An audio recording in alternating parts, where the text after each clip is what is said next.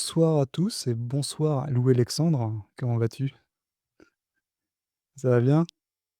Écoute, super. Je suis dans une très belle chambre d'hôtel comme vous pouvez voir derrière moi et je suis très heureux d'avoir il y a même mon micro éclairé d'ailleurs, mais il marche pas. Mais en tout cas, oui, je suis très heureux et très impressionné, un peu ému, un peu impressionné d'intervenir après des gens aussi, brillants que ceux que j'ai vu passer, sur, ce podcast. Donc, oui, je suis, tout émoustillé. Tout est moustillé, bah, dis donc.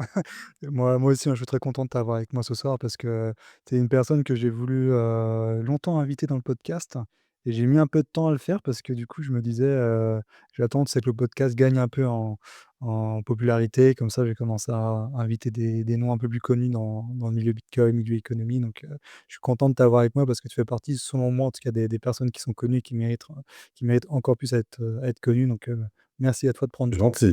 de prendre de ton temps ce soir pour être avec moi pour cet épisode de podcast, pour ce live. Mmh. Et on a commencé avec un tout petit peu de retard. On devait commencer à 21:00, là, il est 21:06, hein, passé, parce que juste avant qu'on débute, le live, on parlait un peu en off, bah, un peu des sujets qu'on allait aborder ce soir. Et là, tu as abordé un sujet, qui était très intéressant. C'était la dernière déclaration du pape Léon XIV, il y a quelques jours, et je t'ai coupé. Je t'ai dit: «Tiens, ne m'en parle pas maintenant, on va en parler directement, avec ceux qui vont écouter». Et bah, je te redonne la parole parce qu'en effet, les dernières déclarations du pape, Léon XIV sont extrêmement intéressantes et elles résonnent bien avec le sujet de ce soir. Exactement, puisqu'il s'agit de liberté. Léon XIV, s'adressait au corps diplomatique le 9 janvier et il y a plusieurs, passages de son message au corps diplomatique. J'en lirai juste une toute petite partie. Je le cite, «Il est douloureux de constater à quel point, surtout en Occident, l'espace de la véritable liberté d'expression se réduit rapidement. Point. Parallèlement, un nouveau langage, digne d'un roman d'Orwell, se développe et, dans sa volonté d'être toujours plus inclusif, finit par exclure ceux qui ne se conforment pas aux idéologies qui l'alimentent». Voilà, c'est un des messages, il y a d'autres passages très intéressants dans l'intervention qu'il fait au niveau du corps diplomatique. Et bon, j'en profite pour vous dire que, bon, moi, je suis passionné par ce qu'on appelle la doctrine sociale de l'Église, c'est-à-dire la position, économique, de l'Église, parce que je rêve d'une chose, c'est d'intervenir sur Bitcoin au Vatican. Mais, Léon XIV a choisi ce nom en hommage à Léon XIII, qui a publié en 1891 une première encyclique. Donc une encyclique, c'est un texte officiel du Vatican, qui traduit une position officielle et qui s'appelle Rerum Novarum et qui parlait d'économie. Cette encyclique était tellement importante qu'il y a eu, derrière, Pie XI qui a repris cette encyclique pour le 40e anniversaire et Saint Jean-Paul II pour le 100e anniversaire. Donc, c'est-à-dire c'est une encyclique qui a eu une répercussion importante et Pie XI dit d'ailleurs pour le 40e anniversaire, il redit l'interdiction de collaborer avec le communisme, de manière extrêmement claire. Le message communiste est totalement opposé au message de l'Église et quand il y a eu des gens, qui se sont, réclamés, de l'Église pour, notamment en Amérique du Sud, pour animer des idéologies, marxistes, au titre de l'Église, il faut savoir qu'ils ont été, sévèrement repris par Jean-Paul II, notamment lors de son voyage en Amérique du Sud. C'est assez intéressant. Donc, pour revenir à Léon XIV, on sait qu'il va écrire lui aussi sur, une encyclique qui va répondre à Rerum Novarum, puisque son but, c'est de remettre, la dimension de l'Église dans l'économie et de rappeler le message de l'Église dans l'économie, qui est un message, là, on a vu de liberté, hein. Il faut savoir que l'Église a toujours défendu la propriété privée. Rendez à César ce qui est à César, rendez à Dieu ce qui est à Dieu.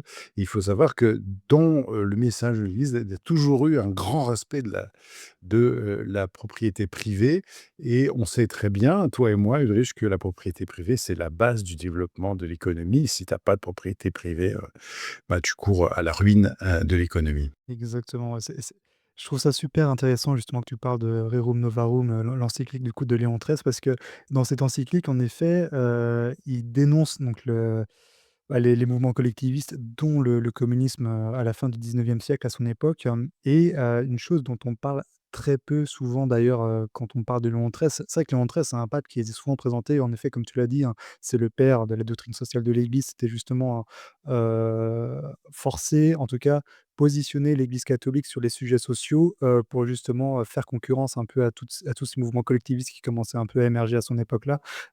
Sachant qu'on parle aussi des socialistes, des communismes, des mouvements nationalistes, hein, qui sont aussi des mouvements collectivistes.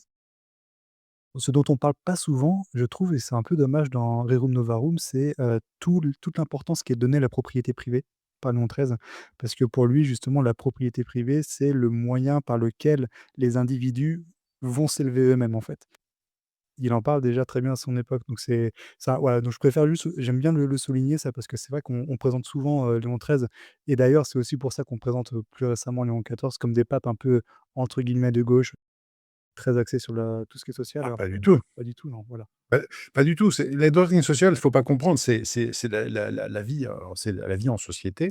Alors Léon XIII a eu en plus en France, il a eu un accueil un peu froid parce qu'en fait, tu sais, c'est toute l'époque où, il y a encore, les royalistes qui ne veulent pas accepter que la République soit un moyen de gouverner le pays. Le comte de Chambord a refusé il y a plus quelques années, enfin avant, le Napoléon III. Enfin, il y a tout un sujet grave avec, toute une partie de la droite française, et Léon XIII leur dit: «Écoutez, bon, au bout d'un moment, il va falloir que vous fassiez avec. Il va falloir que vous reconnaissiez la République comme un élément de gouvernement, possible de la France». Mais pour revenir sur justement le sujet, il dit, dans son encyclique, le message qu'il dit, c'est: «N'opposez pas le travail et le capital». Et ça, c'est le fondement, dire on ne peut pas opposer les 2 puisque les 2 sont nécessaires à la production, et c'est le message central. Et dans ce message central, si tu es pour ne pas opposer, mais au contraire additionner les capacités du travail et du capital, ben, par essence, de toute façon, tu bases le tout sur la propriété privée. Et quand on dit c'est de gauche, c'est pas du tout de gauche Mmh. puisqu'en fait, tous les mouvements, catholiques de début du 20e siècle, moi j'ai un grand-père qui en a fait partie, les semaines sociales de Lille et ainsi de suite, Albert Demain et le reste. C'est un catholicisme enraciné, entre guillemets, sur des valeurs de droite, même si j'aime pas trop ce sujet-là, mais sur l'entrepreneuriat, mais avec un côté social. C'est-à-dire que le social n'était pas de gauche, le social était justement de droite. C'est-à-dire, c'est la création des mutuelles, c'est ce qui a amené à la sécurité sociale, à la sortie de la guerre, c'est les congés payés. En fait, on se rend compte qu'il y avait 2 patronats. Il y avait un patronat plutôt protestant et qui était là pour, faire rendre, gorge, aux travailleurs pour que le capital puisse donner le maximum d'argent possible. Parce que de toute façon, les protestants comme, les israélites disent qu'à partir du moment où tu gagnes de l'argent, tu es béni, par Dieu. Mmh. C'est ta réussite qui est la preuve de la bénédiction, du divin, alors que sur cette partie-là de l'échiquier politique, il y avait un catholicisme social qui était ancré à droite sur des valeurs éminemment basées sur la propriété privée, mais dans le respect, de la personne humaine telle que, le message de Christ pouvait le faire passer, 2000 ans avant. Tout à fait, ouais, donc l'individualité, le respect de la propriété de chacun, et avec aussi cette dimension, parce que je sais que j'avais écrit un article là-dessus il y a plusieurs mois. C'était, un article en fait suite à une déclaration de Mélenchon. Alors ça fait un peu le grand écart, mais en fait il y a quelque chose qui est, enfin, c'est assez logique, hein, où Mélenchon avait déclaré qu'il était immoral d'être riche, hein, et dans cet article-là, en fait, je prenais un peu le contre-pied en écrivant justement sur ce que dit la doctrine de l'Église, en disant en fait que être riche n'est pas immoral, hein. C'est ce qu'on fait de la richesse ou ce qu'on n'en fait pas qui est moral ou immoral, et là, on a en fait, le point de vue catholique qui est extrêmement intéressant par rapport à ça, parce qu'en fait, la propriété, le fait de posséder quelque chose n'est pas moral ou immoral, c'est ce qu'on décide d'en faire qui l'est ou pas, et ça, je trouve ça assez important. Ton rapport Oui, et ton Et rapport. ton rapport à l'argent, c'est-à-dire que tu peux ne pas avoir d'argent, mais par l'envie que tu as du patrimoine de l'autre, tu peux être, de toute façon totalement avaricieux, Mmh. et tu peux être avaricieux avec à des tout petits moyens, et très généreux avec des grands moyens. D'ailleurs, tu vois, je prends un exemple, c'était mon père a beaucoup travaillé sur les archives familiales, et donc il y avait les fortes commanderies. C'était au XVIIIe siècle. Le filon s'épuise là où il vieillissant, ils sont obligés de se déplacer pour, suivre le filon plus loin. Qu'est-ce que fait le responsable enfin le propriétaire des forges de Commentry? Eh bien, il décide, de nouveau, construire de quoi accueillir les familles, mais surtout il construit un hospice. C'est-à-dire qu'il sait que les travailleurs quelquefois arrivent en fin de carrière et ont une vie qui parfois qui a besoin de soins, donc il construit un hospice. Mais si tu vas voir que c'est là où le catholique se révèle, c'est-à-dire qu'il achète des dizaines, voire des centaines d'hectares en Limagne, il crée des métairies et pour que quand il n'est plus là, les métairies, puissent fournir les moyens à l'hospice de vivre alors qu'il n'est plus là. Donc si tu veux, il y a cette dimension de la grande responsabilité, de ces hommes qui disaient: «Bon, ben, moi, je ne serai plus là et c'est pas parce je vais créer quelque chose pour soigner mes ouvriers, mais il faut que ça se suffise à soi-même». Eh bien, il faut savoir que ce sont, les administrations collectivistes qui ont vendu ces hectares en Limagne dans les années 60. Si tu veux, ils avaient des revenus qui leur permettaient d'être quasiment autosuffisants. Eh bien, l'administration de gauche a dit: «Mais non, non, mais c'est quoi ces on n'a pas du tout besoin de propriété agricole pour, l'hôpital, Ouais. donc on vend». Tu vois? Ouais, non, bien sûr, non, mais c'est un fil qu'on pourrait tirer, je pense, pendant des heures parce que moi, c'est quelque chose qui me passionne. Je suis moi-même, catholique et je me suis pendant assez longtemps aussi, beaucoup intéressé à la doctrine de l'Église, j'ai lu pas mal d'auteurs, chrétiens moi, ce que je trouve fascinant, c'est que justement et c'est pas pour rien d'ailleurs qu'après moi j'ai versé, côté, on va dire, libéral, école autrichienne, libertarien. C'est parce que, d'ailleurs quand tu prends l'histoire de l'économie autrichienne ou et autres, on peut retrouver l'hérédité, on va dire les ancêtres assez lointains chez les libéraux et chez les scolastiques espagnols, chez saint Thomas d'Aquin et même jusqu'aux Grecs, hein, jusqu'à Aristote. Et par exemple, là, je sais que dans le chat, Damien Tellier, écrivait, rapidement que dans Rerum Novarum, on retrouve une influence de Bassia parce que Léon XIII l'admirait. Donc tu vois, le simple fait que Léon XIII élu, Bassia, qui a vécu au moins 30-40 ans plus tôt, c'est voilà, c'est assez révélateur et d'ailleurs, c'est pas pour rien que on va dire la vision libérale de l'économie, elle a des racines qui sont non pas protestantes d'ailleurs comme on le croit souvent, mais avant tout catholiques, hein. Parce que comme tu en parlais tout à l'heure, il y a l'individualité, le respect de la personne, de sa propriété, l'égalité des individus les uns par rapport aux autres. Tout ça, en fait, c'est des choses qu'on retrouve, profondément ancrées dans la doctrine catholique, hein. Et c'est pas pour rien qu'on retrouve ces idées qui se transposent plutôt très, très bien avec les idées libérales. Et il y a des ponts. Moi, j'aimerais bien creuser ce sujet-là, alors peut-être dans des articles ou dans d'autres, interventions, j'en sais rien. Mais je trouve ça assez génial et juste parce je parlais de Damien juste avant. Sur le Plan B Network, Damien a fait un cours sur, l'histoire de la liberté et il y a un ou 2 chapitres qui sont consacrés à la période, antique et médiévale où il reprend justement les scolastiques scolastique, thomiste et ensuite, espagnol pour, justement un peu tirer le fil que les idées libérales, elles ont des racines qui sont profondément catholiques. Donc je trouve ça assez intéressant. Oui et puis, tu vois, saint Thomas d'Aquin, pour faire un peu d'humour, il a été y compris repris par Audiard, puisque de toute façon, c'est de saint Thomas d'Aquin dont est tiré, «Les cons, ça ose tous et même à ça qu'on les reconnaît». Je pourrais vous mettre la citation, de la somme, de saint Thomas d'Aquin. C'est dans la Prima Secundae, et voilà, c'est assez drôle. Bah, de toute façon, je pense que si un jour ça t'intéresse, qu'on réaborde ces sujets, bah, pourquoi pas? Et ce qu'on va faire, on va plonger dans d'autres sujets maintenant. On va plonger dans alors pour ce soir, il y avait pas mal de sujets qu'on s'était envoyés par message pour, Je voudrais qu'on reprenne un tout petit peu, qu'on fasse moi, j'aimerais qu'on parle rapidement d'économie puisque j'ai un enfant, en première et donc il fait le programme de SES. mmh Puisque bon, moi, j'ai fait, B, j'ai eu un bac B. À l'époque, c'était, donc avant, on avait un vrai programme d'économie et on parlait un tout petit peu de sociaux, je crois 3-4 heures dans l'année ou 5 heures dans l'année et j'avais un professeur qui avait fait donc de la sociologie qui nous a dit: «Bon, c'est même pas la peine qu'on en parle, on va perdre du temps. Ah, c'est génial ça. Autant qu'on parle de Ricardo». Et puis, il nous disait toujours, celui qui répond à la question, il gagne un portefeuille, un t-shirt d'Adam Smith ou une dédicace de Keynes.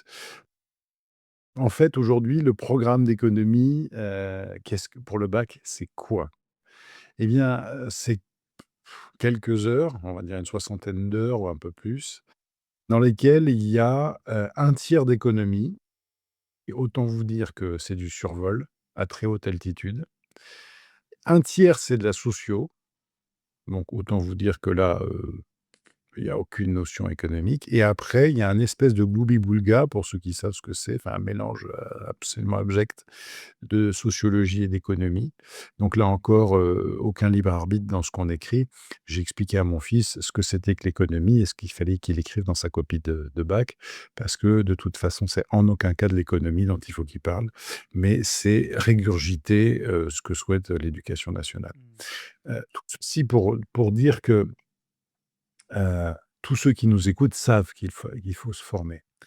Mais quand je parle de souvent, moi, je suis attaché à la pédagogie partout où je passe, parce que je me rends compte que dans notre quotidien, les gens ne se rendent plus du tout compte qu'ils n'ont pas les clés de compréhension du monde actuel. Là, entre nous, on peut se faire plaisir en disant: «Ouais, nous, on a compris et pas les autres», mais je pense qu'il faut aller plus loin. Devant l'indigence de la formation de nos semblables, nous avons un devoir, de pédagogie vis-à-vis d'eux, c'est-à-dire de réexpliquer les bases de l'économie. Les gens ne comprennent pas. J'ai préparé là, on est quelques jours avant Taussaint, j'ai préparé, une intervention où j'ai voulu remettre, heu, comment les billets de 100 dollars, de 100 euros et de 100 francs suisses avaient été grignotés par l'inflation entre 2002 et 2025. C'est redoutable. C'est redoutable de voir à quelle vitesse on s'appauvrit et pour autant, les gens n'ont pas, conscience, de ce qu'il se passe et on a en plus, nous, dans notre pays, besoin de faire encore plus de pédagogie parce que en même temps que nous avons cet appauvrissement qui est dû à l'inflation, nous avons une paupérisation de la population par une absence de croissance du salaire médian. Et on a quand même vu un homme politique qui a dit: «Mais il faudrait qu'on ait beaucoup plus de gens, qu'on ait beaucoup plus que 50 au-delà du salaire médian». Non monsieur, au-delà du salaire médian, on peut avoir que 50 et en dessous, on n'aura toujours que 50. Bah, le salaire médian aujourd'hui, il a du mal à dépasser 2 100 €. Mais ça veut dire qu'il a du mal à dépasser 2 100 € depuis longtemps et donc comme on a cette inflation, ah, on a cette paupérisation, on a cette snicardisation de la France et comment on s'en sort? On s'en sort par la pédagogie, mais par le travail. Bien sûr. C'est pas 2 jours de jours de fériés qu'il faut rajouter. C'est simplement prendre conscience que nous, en plus, en Europe, on travaille moins. Bon, maintenant qu'on a fait cet aspect de pédagogie et que j'ai fait mon petit coup de gueule sur l'économie, on va pouvoir parler d'autre chose. Mais en tout cas, non, je voulais dire, c'est que oui, ça c'est pas bien ce qu'on apprend, enfin, on n'apprend rien en fait, mais surtout, nous avons une responsabilité de pédagogie et je voudrais nous sensibiliser là-dessus. Parce que ce sont des petites rencontres qui vont faire c'est parce qu'on est des pédagogues qu'on peut faire évoluer les choses. Totalement, ouais. Non, mais tu as totalement raison. Alors moi, j'ai pas fait un bac SES. Alors moi, c'était à l'époque, je sais que ça existe plus, mais j'ai fait un bac littéraire et je sais que moi, les rares souvenirs que j'ai, moi, des cours de SES, justement de sciences économiques et sociales. D'ailleurs, déjà dans le nom du cours, tu as économique et social, donc c'est pas anodin. Oui, c'était en fait, tu voyais l'économie, enfin, comment dire? C'était en fait un cours de sociologie, déguisé quoi. C'était pas absolument pas l'économie. Tu voyais les différents types de familles qui pouvaient exister, les différents types de classes et cetera, comment les uns interviennent par rapport aux autres et tu ne parles absolument pas d'économie et tu parles absolument pas d'ailleurs, bah, que ce soit l'action humaine, du fonctionnement de la monnaie, ce genre de choses, de théorie monétaire, de théorie économique, tu ne vois absolument pas ça et c'est vraiment dommageable parce que tu as une génération entière qui arrive en fait à l'âge adulte, que ce soit sur le marché du travail ou tout simplement en tant qu'adulte citoyen en âge de voter, où ils ont zéro connaissance en fait du fonctionnement de l'économie et cette, connaissance du fonctionnement de l'économie, en fait, elles vont l'apprendre bien plus tardivement sur le tas, quand elles vont commencer bah, commencer à payer des impôts, commencer à s'interroger sur comment fonctionne le monde et au final, elles ont un retard qui est assez hallucinant, quoi. Et je sais que moi, dans un dernier podcast, j'en parlais avec, je ne sais plus trop qui, enfin, peu importe.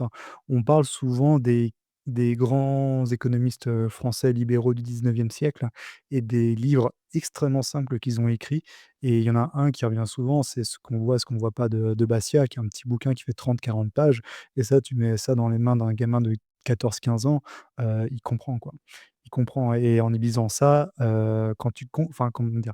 Quand tu lis Bassia, quand tu lis ces petits essais de Bassia, c'est très facile à lire, c'est bien écrit, c'est très facile à comprendre et tu as et acquiert en fait une connaissance de l'économie qui est bien supérieure à 3 années d'enseignement au lycée, quoi, et de loin. Donc c'est Et justement, ça fait partie des bouquins que je dois lire, donc c'est promis, 2026, puisqu'il faut prendre des bonnes résolutions. En 2026, je le lirai. ouais. Ah oui, bah, lis-le parce qu'en vrai, si tu le lis en 1 heure, hein, c'est lu, c'est très facile à lire, c'est très simple, c'est vraiment génial. Je recommande à tout le monde parce qu'en fait, tu vois, Basquiat, c'est un auteur qui se suffit à lui-même. C'est-à-dire que toi, tu pas tellement besoin de te taper, tous les Autrichiens, de lire même ce qu'a pu écrire Friedman, bien plus tardivement, ou même les libertariens plus récents comme Hopper. En fait, quand tu comprends Basquiat, heu, en fait, Basquiat avait vu beaucoup de choses. Il avait pressenti énormément de choses et quand tu lis Batien entre les lignes, en fait, tu retrouves bien plus tard, c'est les mêmes idées chez Hayek, les mêmes idées chez Rothbard, les mêmes idées chez Mises, chez Fetter, chez Salerno. En fait, tu retrouves Batien, en fait, en lame de fond chez tous les autres grands auteurs libéraux actuels et c'est pour ça que Bastiat, en fait, quand tu le comprends, en fait, tu as quasiment tout compris, quoi et Bastiat, c'est l'économie, libérale dans le sens où c'est l'économie de l'humilité. C'est-à-dire que tu ne peux pas tout savoir, tu peux pas savoir si tu as raison par rapport à une autre personne et quand tu comprends ça, en fait, tu comprends, en fait, l'économie au global et tu comprends, bah, que la connaissance, c'est central, que l'humilité, c'est central et que voilà, quoi, l'action, de l'échange est centrale aussi, quoi, donc voilà. Voilà, si on pouvait mettre du Basquiat dans les lycées, dans les collèges de France, hein, mon Dieu, que ce serait génial, mais ça ne sera jamais fait parce que l'économie aujourd'hui, elle est sociale et qui dit économie sociale dit légitimer l'interventionnisme de l'État et ils ont tout intérêt à ce que les gamins, soient bercés de sociologie en économie et non pas d'idées libérales malheureusement. Ouais, c'est-à-dire ça me fait penser au bouquin dont on a échangé, ça fait une transition, tout à fait intéressante sur le bouquin sur lequel on a échangé, avant cette émission. C'est un de mes clients Mmh. qui m'a dit: «Louis, vous devriez lire ça». Hem Et c'est un bouquin de Peter, Turchin ou Peter Turchin, je sais pas comme vous voulez. Mmh. Je crois que tu as le visuel, ce que je t'avais fait passer si jamais tu voulais le passer à l'écran. Et en fait, c'était pour comprendre, la problématique du chaos parce que j'utilisais, je dis: «Mais là, on part dans un il y a un chaos qui arrive». Et elle m'a donné des clés de compréhension, qui ont été, qui ont été travaillées par un auteur qui s'intéresse à la statistique, dans l'histoire, étudier l'histoire de manière statistique et les grands mouvements de l'histoire, les grandes crises de manière statistique. Et la théorie du livre est assez intéressante. En résumé, toute société a tendance à fabriquer des élites. Quand il y a un bon équilibre entre l'élite et le reste du peuple, ça va. Et puis quand peu à peu les élites commencent à se reproduire, ces élites pèsent sur le pays dans un premier temps, puis ne peuvent plus accueillir toutes les autres élites.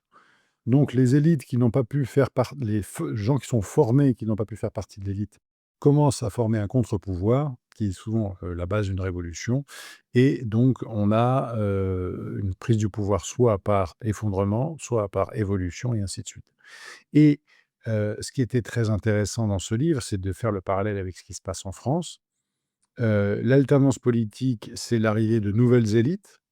Le système actuel fait en sorte de faire pantoufler ces élites, c'est-à-dire que plutôt que de retomber dans l'oubli ou de retomber sur, leur poste d'avant, eh bien, quelqu'un qui a franchi, qui est sorti de sa situation d'avant, on a tout un tas de députés insoumis qui vont pas vouloir revenir à leur SMIC. Ils vont vouloir, une place.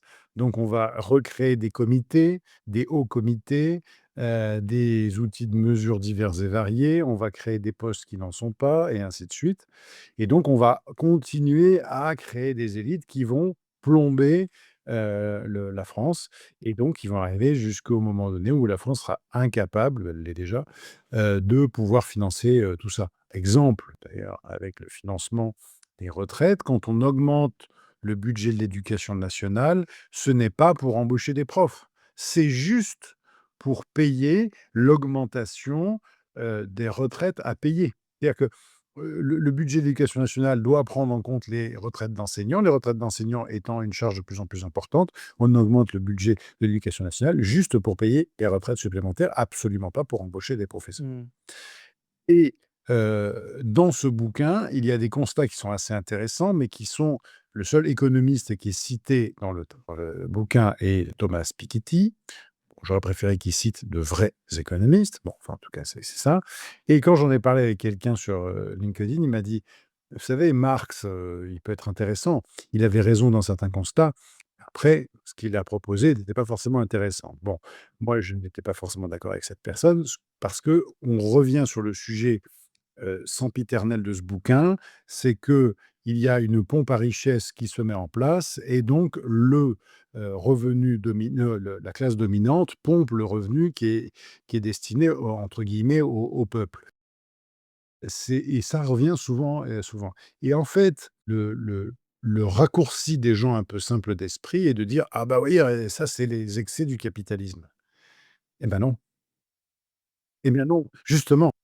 Et si on sait justement faire la démonstration à l'envers, c'est parce que l'élite intervient sur l'économie à son profit, donc devient dirigiste dans son économie, donc pas du tout libérale, qu'à ce moment-là, elle capte la richesse. Mais c'est parce qu'elle est dirigiste et donc elle amène au fascisme et ainsi de suite, qu'elle vient capter la richesse et non pas parce qu'elle laisse, le libéralisme, se mettre en place et heu, régler, les déséquilibres du économiques du pays. Mmh. Ouais, totalement. De toute façon, ça, c'est une critique qu'on entend bien trop souvent, c'est que tous les maux actuels sont dus au capitalisme, au libéralisme, au monde, néolibéral, ultralibéral, post-libéral, enfin, en veux-tu, en voilà. Alors qu'au final, tu vois, tous ces mots cachent une profonde méconnaissance des causes réelles, en fait, de la situation et quand tu creuses, en effet, bah, tu te rends compte de quoi? Tu te rends compte que le poids de l'État n'a jamais été aussi important. Tu te rends compte que l'État, manipule et a le monopole sur la monnaie depuis plus d'un siècle et qui fait absolument n'importe quoi dans la gestion du prix de la monnaie. Tu te rends compte que l'État, distribue, en effet, pour pour réduire les inégalités, il ne fait qu'en créer parce que forcément, il va en prendre à certains pour donner à d'autres. Donc c'est lui qui va choisir à qui prendre et à qui donner. Donc c'est lui qui va choisir qui va devenir pauvre et qui va devenir riche. Donc forcément, ça va créer une élite qui va vivre, comme des parasites, autour de l'État. Donc c'est aussi d'ailleurs comme ça que le système se maintient. C'est que ce système-là compte avant tout sur des élites qui vont consteller autour de lui et ce sont des élites qui sont alors, tu as un peu de tout, en fait, hein. Tu as l'élite administrative, tu as aussi l'élite intellectuelle, hein, qui, elle, a tout intérêt, en fait, à légitimer l'interventionnisme étatique, hein, pour justement, elle-même continuer à bouffer et tout ce petit monde, en fait, tu vois, ça va vivoter, ça va vivre pendant des décennies, des fois, enfin, quand tu prends l'exemple de l'URSS, hein, il a fallu 70 ans, pour que ça s'effondre, alors que de base, en fait, c'était obligé que ça s'effondre et il arrivera la même chose avec le système actuel malheureusement, quoi et ce qui est vraiment triste, tu vois? C'est que là, toi, quand tu parlais du livre du Torchine, alors moi je l'ai pas lu, j'ai juste, très rapidement lu un résumé du bouquin. Lui, il identifie en fait plusieurs, en fait, il me fait beaucoup penser à Polybe ou à ce genre de personnes qui avaient, comme je sais aussi, d'autres historiens aussi au 19e dont les noms m'échappent là, Lord Acton, je crois aussi qui en parlait, où justement ils identifiaient, dans l'histoire des cycles, hein, où tu as des cycles d'empires qui vont être, sur des phases ascendantes et qui vont ensuite, mismanager le truc et ça va tout va s'effondrer et en effet, l'élite, hein, c'est toujours quelque chose qui revient en fait chez à peu près tout le monde. Toi, quand tu prends des auteurs antiques comme Polybe, ils vont dire que l'élite aristocratique va totalement dévoyer ce qui est censé être l'aristocratie, c'est-à-dire la dans le sens vraiment grec du mot, hein, l'aristoi, c'est-à-dire le meilleur qui gouverne, ça va totalement être dévoyé et ce seront les plus crapuleux qui vont finir par gouverner. Pareil pour la démocratie qui sera totalement dévoyée vers la tyrannie de la masse. Chez les élites actuelles, c'est exactement ça, quoi. De toute façon, il y a une chose qui est vraiment Et ça, une chose qu'il faut véritablement comprendre, c'est que toi, dans le marché libre, dans le capitalisme, l'élite, elle est jamais, privilégiée. C'est-à-dire que l'élite que tu vas voir dans un monde libéral ou capitaliste, on va dire qu'elle va mériter sa place. C'est-à-dire que si elle est devenue riche, c'est parce qu'elle a réussi à être plus productive qu'une autre personne et qu'elle a réussi à rendre un service un peu plus important. Alors que dans un système socialiste collectiviste, l'élite est véritablement privilégiée parce qu'en fait, sa compétence n'est pas tellement mise en avant, c'est plus son obéissance qui va primer. Et c'est pour ça d'ailleurs que quand ces régimes s'effondrent, ce sont les premiers à quitter le navire. Parce que toi et ça c'est comme, l'Union soviétique quand ça s'est effondré, du jour enfin tout le monde y croyait jusqu'au moment où ça s'est effondré et dès le lendemain, tout le monde disait qu'en fait on n'y croyait pas, quoi. C'est exactement la même chose et ces élites Et ceci étant, tu vois, quand le mur de Berlin s'est écroulé, on n'a pas vu de mouvement de l'ouest à l'est. tu m'étonnes. C'est étonnant, hein. Ça venait dans ce sens-là, tu vois? Ça venait pas du tout dans l'autre sens. Mmh.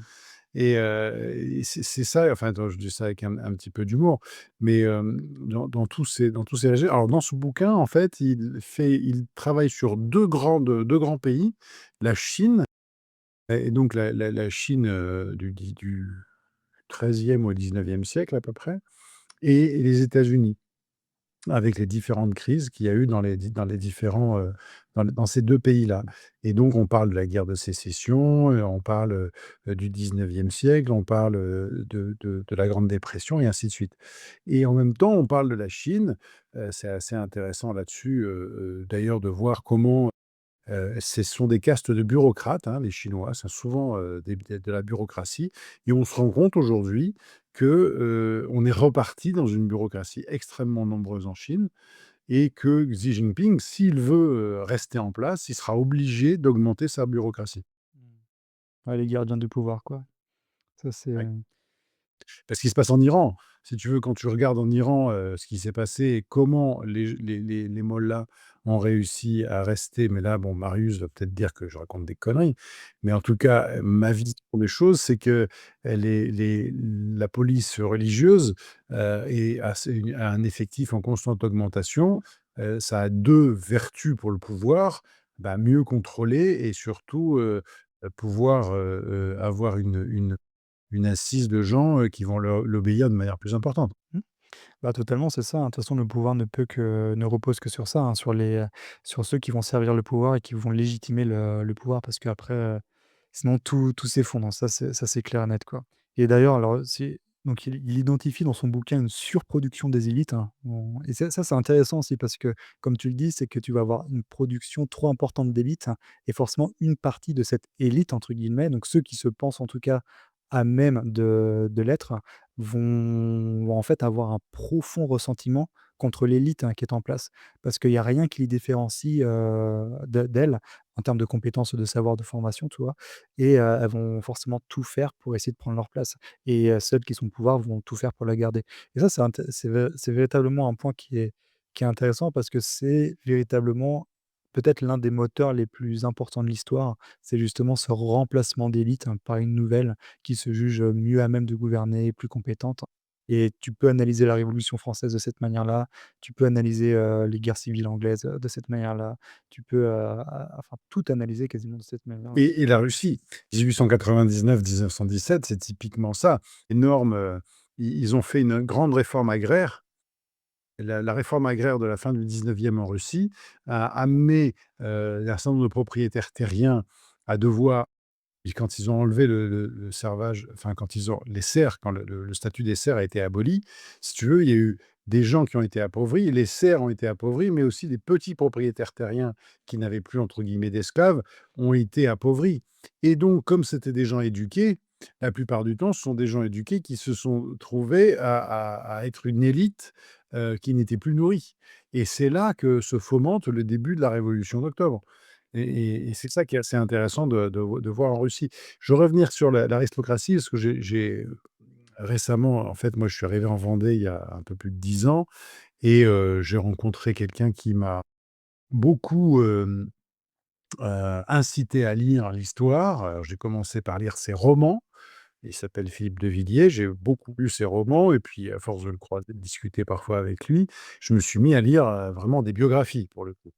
Et justement, on se rend compte qu'à partir de Louis XI, de plus en plus, de faux aristocrates vont chercher, l'exonération d'impôts, tout en se dédouanant du service du sang. Puisque avant, le principe était le suivant: parce que l'aristocratie va partir au combat, pour défendre le pays, donc va verser le sang pour, le pays, la nation, enfin le roi, le royaume, eh bien, il est exonéré de l'impôt parce qu'il a l'impôt du sang. Et il faut savoir que Louis XI va, commencer à intégrer une armée de métier. Notamment, il va faire intervenir des Suisses. Après s'être pris une ou 2 branlées, et par les Suisses, il va intégrer une armée de métier avec des Suisses. Bon, alors là-dessus, la Bourgogne et Charles le Téméraire s'est fait défoncer 2 fois à côté de Neuchâtel par, les Suisses. Mais à partir du moment où on a cette armée de métier, et bien, on va se retrouver avec un petit peu moins, besoin parfois d'aristocrates pour aller se battre, et c'est là que commence, à partir de Louis XI, ce grand mensonge d'une certaine aristocratie qui, va pas forcément ne veut être exonérée d'impôts et ne va pas forcément se battre, et ce qui va amener après à des catastrophes. Ouais, tout à fait. Bah, après, c'est tout le débat entre la nouvelle et l'ancienne noblesse, entre la noblesse d'épée et la noblesse de robe. Enfin, toi, il y a tu beaucoup déjà ces débats sous l'Ancien Régime entre, voilà, sur cette noblesse qui arrivait à s'extraire de ce qu'elle devait faire pour l'autre, c'est-à-dire le protéger, verser le sang, lors des guerres et après historiquement, tu vois, la noblesse française, elle s'est construite comme ça, hein. Quand tu prends le drame qui a été à Azincourt, c'est, le sang de la noblesse française qui a été, étalé sur les champs, quoi et après, bah, petit à petit, on a fait professionnalisation des armées, question aussi j'avais lu un bouquin il y a plusieurs années là-dessus, justement sur l'histoire de la chevalerie et justement sur le choc qui a été l'apparition de la poudre à canon. La poudre noire et justement des canons et des arquebuses et des coulevrines, tout ça sur les champs de bataille et ça a été, je pense, magnifiquement bien représenté par la mort de Chevalier Bayard. Tu vois, Chevalier Bayard, donc là, pendant les guerres d'Italie avec, François Ier, l'un des grands, nobles français qui était juste chevalier, hein, il avait pas de titre autre que celui-ci, mais qui représentait bien, en fait, l'idéal de la chevalerie. C'était toujours quelqu'un qui était assez droit, qui répondait, très facilement à des demandes de duel et tout. En fait, il était quand même quelqu'un d'assez reconnu pour ça, si reconnu d'ailleurs que suite à la bataille de Marignan, c'est lui qui a adoubé, François Ier sur le champ de bataille. Donc tu vois, c'était quand même quelqu'un qui était, enfin que c'était un grand personnage. Chevalier Bayard, bah, de toute façon vous avez juste à lire son histoire, hein. Il est mort comment? Bah, il est mort pendant les guerres d'Italie d'une balle d'arquebuse dans le dos. Donc tu vois, balle d'arquebuse dans le dos, donc tu vois la lâcheté suprême. Ça c La mort de Chevalier Bayard, correspond bien justement à la mort de cette noblesse qui justement a perdu petit à petit, bah, son privilège qui était celui de se battre et qui a été remplacé par une armée de métier qui vous pouvait, elle, s'extraire de, bah, c'est des conditions financières de l'équipement, des conditions nécessaires du temps pour l'entraînement et cetera et elle était totalement surclassée puis après, bah, elle a été, totalement supplantée et ce qui est intéressant d'ailleurs, je terminerai sur ça, sur la noblesse, c'est parce que, et c'est ça aussi c'est de cette manière-là qu'on identifie aussi la fin des régimes, c'est que ce sont des régimes qui vont, comment dire? Où l'élite ne va pas se renouveler, avec les meilleurs. C'est-à-dire que, toi, un régime qui est sain, une noblesse qui est saine, une aristocratie qui est saine, elle va pas fermer les portes, hein. Elle va admettre qu'une partie de l'aristocratie peut perdre ses titres, hein, par, lâcheté, couardise, fin de lignée et elle va pouvoir admettre que des gens «du peuple» entre guillemets, puissent accéder justement à la dignité d'aristocrate, parce qu'ils se sont, distingués, par des faits d'armes, ce genre de choses. C'est comme ça que la noblesse d'épée d'ailleurs, elle s'est constituée, hein. Quand je pense, par exemple à la noblesse de croisade, ouais, je sais que j'avais des connaissances quand j'étais, ouais, j'ai fait toute ma scolarité, tu vois, dans le privé. J'avais des personnes avec moi dans les classes qui étaient justement, qui descendaient justement de familles de noblesse de croisade et c'est des histoires qui sont assez hallucinantes des fois et enfin voilà, enfin tout ça pour dire que je sais même pas où j'allais avec ma réflexion, mais j'y allais. Sur l'élite, Ah, sur l'élite. sur l'élite. Ah ouais, alors justement, parce que je parlais d'aristocratie, moi, juste une dernière chose que je vais dire sur le sujet, je te conseille, moi, vivement de lire ce que disait Jefferson et heu et John Adams, hein, dans leur correspondance, hein. Ça, elle est ça va? Reste avec nous, hein. Non, c'est juste, de l'eau. ouais, juste ce que disaient, Thomas Jefferson et John Adams, donc qui sont des pères fondateurs, hein, des États-Unis dans leur correspondance. Ils ont beaucoup échangé ensemble à la fin du 18e et début du 19e et Jefferson, lui, il était profondément antidémocrate, hein. D'ailleurs, c'est assez intéressant, hein, beaucoup de pères fondateurs des États-Unis étaient profondément antidémocrates dans le sens démocratie de masse, démocratie directe, hein. Et par exemple, Jefferson, lui, il était pour, ce qu'il appelle l'aristocratie naturelle. C'est-à-dire que lui, il a beaucoup écrit, il a beaucoup, échangé avec d'autres, pères fondateurs sur le gouvernement idéal et pour lui, le gouvernement idéal devait inclure nécessairement une aristocratie et il avait bien identifié que le problème de l'aristocratie, c'est quoi? C'est qu'il y a énormément de complications à élever une bonne aristocratie. C'est-à-dire que les meilleurs s'élèvent et que les moins bons, soient dégagés. Donc si jamais tu as un peu de temps, je te conseille de lire un peu ça parce que c'est assez intéressant. Parce que même, toi, dans des systèmes qu'on pourrait penser républicains, un peu entre guillemets «slash démocrates», tu as quand même cette idée d'aristocratie qui peut être assez présente. Mais tu vois, les Froissarts ont commencé par s'élever par la robe, c'était des Robins et quand, la Franche-Comté a été annexée, a rejoint la France et donc la cour des comptes n'était plus à Dole, ils ont été dans les gardes françaises et j'ai un ancêtre qui était dans la nuit des Tuileries, tu vois? Qui en est sorti, avec les moustaches un tout petit peu roussies. Tu m'étonnes. La prise des Tuileries en août 1792, où l'essentiel de la guerre de Suisse de Louis XVI a été massacré Massacrés, ouais. par les révolutionnaires, c'était un bain de sang. Si tu arrives à retracer un de tes ancêtres qui était, Oui, oui, et qu'il a écrit dans ses mémoires. On a eu la chance d'avoir énormément de tu vois, on a un ancêtre qui était le chevalier de Bersailles, puisque c'était le territoire de Bersailles et lui, il avait un livre de comptes. Mon père a trouvé tous ses livres de comptes. Il a fait le siège de La Rochelle, il a fait tout ça. Et il a acheté des livres et dans la bibliothèque familiale, on a récupéré une partie de la bibliothèque familiale. Il y avait à peu près 10 000 ouvrages. Dedans, il y avait tous ses achats et donc mon père avait retrouvé des ouvrages qu'il avait achetés pendant ses campagnes, tu vois? C'était assez drôle. Voilà, voilà. Bon, allez, fermons la parenthèse sur l'aristocratie. Il faut quand même qu'on revienne à ouais, Bitcoin. que tu veux Mmh. est-ce que Mais Peter Turchin, est-ce que tu avais d'autres choses à dire sur son livre, Chaos qui vient? non, ce que je veux dire, c'est que je trouve que le j'ai appris ce que c'était enfin, j'ai appris qu'on pouvait essayer de traiter l'histoire de manière statistique. Il appelle ça la cliodynamique. Bon, j'ai pas tout compris sur l'intérêt d'appeler ça de ce terme-là. Mais par contre, j'ai compris aujourd'hui comment, la fabrication d'élites a été une manière d'amener un pays à terminer un cycle par effondrement aux prises de pouvoir par une nouvelle élite et donc qu'aujourd'hui, c'était une possibilité, pour notre pays, d'y passer puisque typiquement, on a beaucoup trop d'élites et qui pèsent de manière éhontée sur notre budget, puisqu'il faut savoir que on a bien sûr le taux de prélèvement quasiment le plus élevé des pays de l'OCDE, mais surtout on a le taux de dépenses largement le plus élevé. Parce que le pays qui, lui, est très légèrement de 0,2 au-dessus de nous en termes de prélèvement, il dépense beaucoup moins que nous. Mmh. Donc nous, 57 du PIB est dépensé par l'État. 57 du PIB et après on veut nous dire qu'on est dans un système capitaliste. Non, on est dans un système totalement soviétique. Ouais, c'est clair et ce qui est intéressant aussi, toi, avec cette surproduction des élites, c'est que c'est forcément et nécessairement accompagné aussi d'une perte de légitimité des élites, hein, parce que et ça, moi, je sais que j'en parlais encore une fois, j'en parlais avec un ami récemment.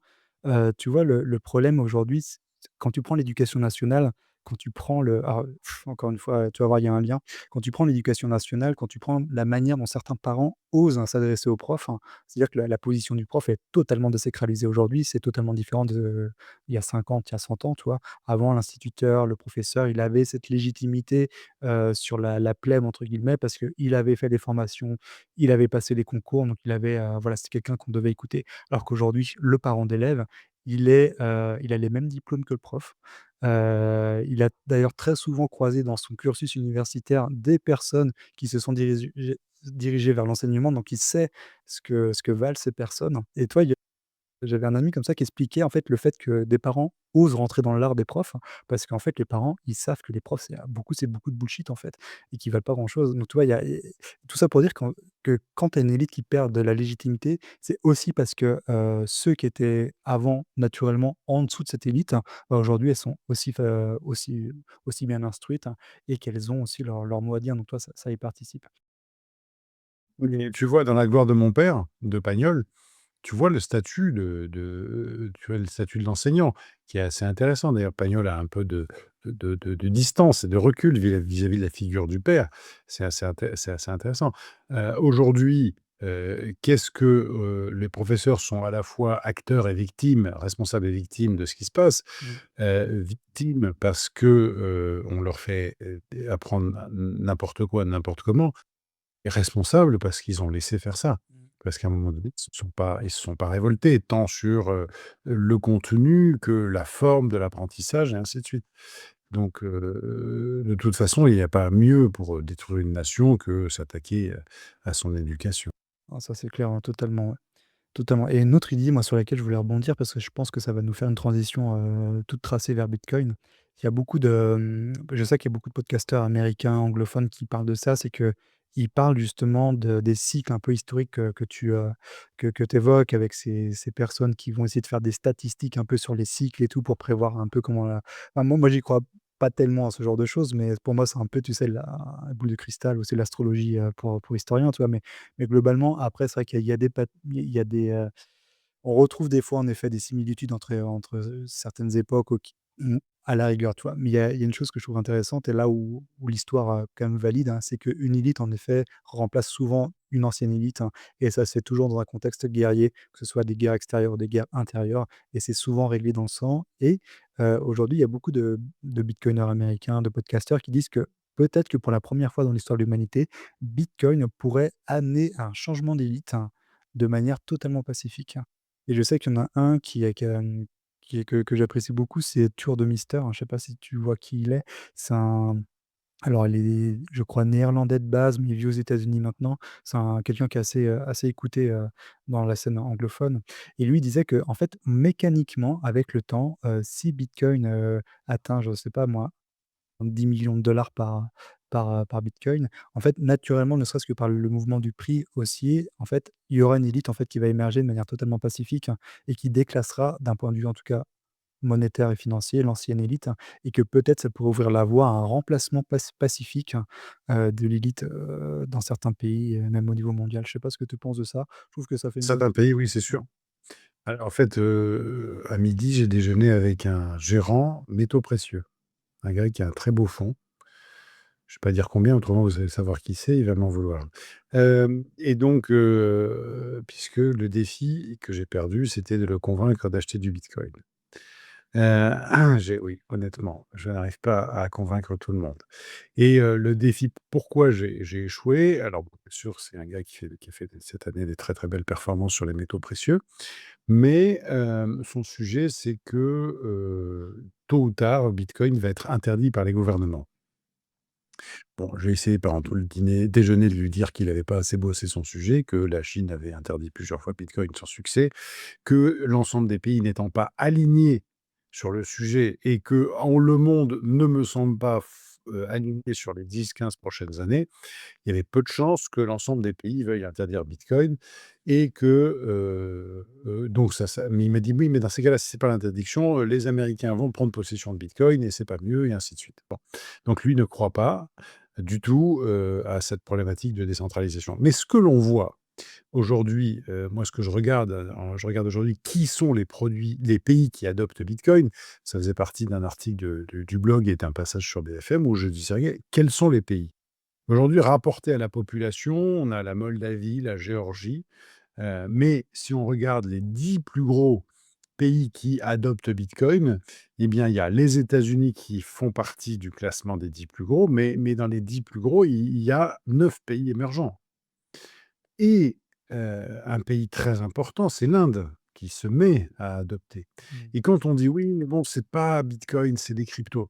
Ouais, enfin, entre juin 2024 et juin 2025, la plus grosse, crypto Dans les on-ramps, c'est Bitcoin pour 1 200 000 000 000. Point.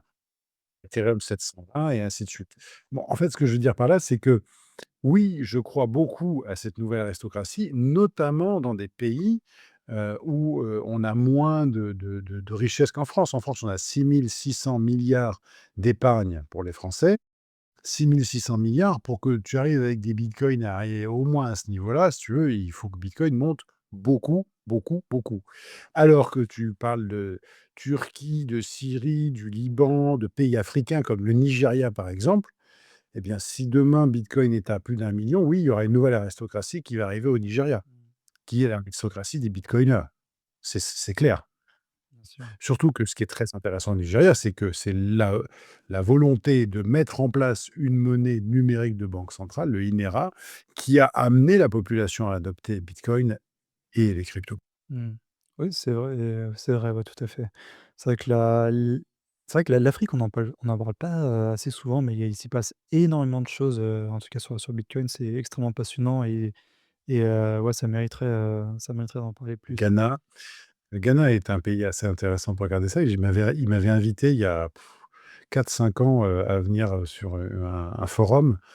Bon, je manquais un peu de courage et puis c'était le 15 août. J'avais une bonne, excuse en disant: «Non, moi je passe que 15 août en famille», donc j'étais pas allé à Dakar de mémoire, le Ghana, ça doit être la capitale du j'ai pas accès, je vois pas les commentaires, donc si je dis une connerie sur, la capitale du Ghana, faut me le voilà. On n'y manquera pas, on n'y manquera pas.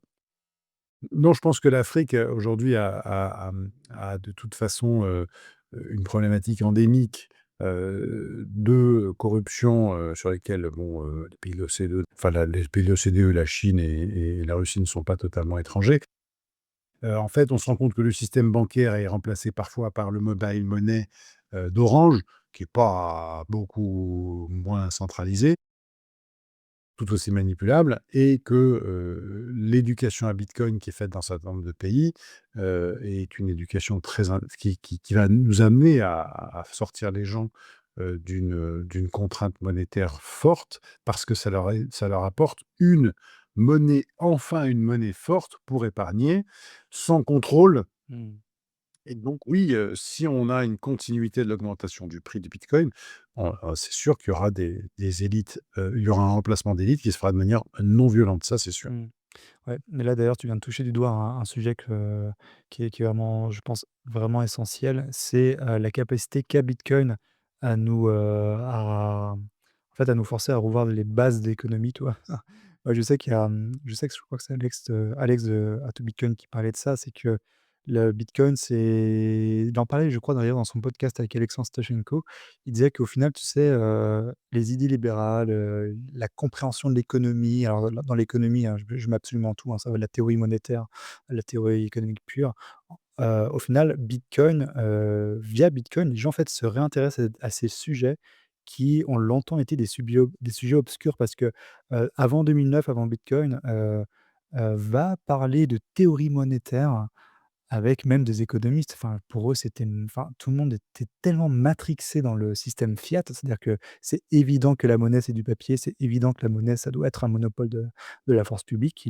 C'était même pas, enfin, c'était même hors de question de ne serait-ce se poser la question d'un autre paradigme. Alors qu'aujourd'hui, avec Bitcoin, bah, on parle de théorie monétaire, on peut même parler de libre concurrence des monnaies, on peut même parler de dénationalisation des monnaies, si on est vraiment sur la lignée un peu de Friedrich Hayek. Et ce sont des sujets, en fait, qui reviennent sur la table et qui sont géniales et géniaux, pardon, et c'est Bitcoin qui nous force à nous intéresser à ça, quoi. Oui, alors je plus sois, en bon français, 2 raisons. Alors d'abord que, de mon côté, j'ai toujours été non conformiste. Bon, je sais pas si ça se voit, mais j'ai toujours été un peu non conformiste.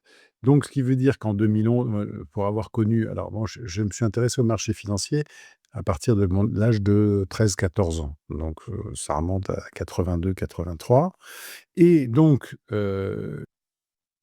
j'avais ma grand-mère boursicotait, ma mère et ils ont essayé de me former et disons je me suis rendu bon, il faudra quand même qu'à un moment donné, vu tout le désordre ambiant que l'on a et la création monétaire que l'on fait, il va falloir qu'on ait quand même un peu d'or dans les portefeuilles. Bon, le problème, c'est que, comme support, on avait quasiment que les minières et les minières sont un très mauvais représentant, du sous-jacent qui est l'or.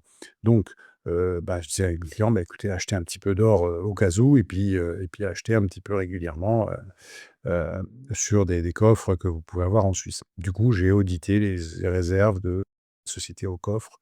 Je suis allé au port franc de Genève, je suis allé voir un petit peu les stocks de cette société, ainsi de suite. Bon, maintenant, quand j'ai découvert Bitcoin, est évident que je suis le premier à m'être totalement remis en question sur ces sujets-là et j'ai repris des lectures d'économie et je me suis rendu compte que j'étais passionné d'économie et d'écoles de pensée économique. J'avais lu, un bouquin de Luc Ferry sur la destruction créatrice, de Schumpeter qui m'a ramené à la lecture de Ricardo, que j'avais découvert dans mes cours d'économie de première, replonger dans des passages d'Adam Smith, de La richesse des nations, pareil, hein, mes cours de première, puis Milton Friedman, dont là, je vous recommande, si vous ne l'avez pas vu, la vidéo sur le crayon, hein. Tapez la vidéo de Milton Friedman, c'est une explication qui est intéressante pour ce qu'elle vaut, mais là, c'était mes cours de terminale avec le courant des monétaristes, ainsi de suite, et Bitcoin m'a ramené dans tout cet univers passionnant. Mais pas que, parce que je me suis réintéressé à l'énergie.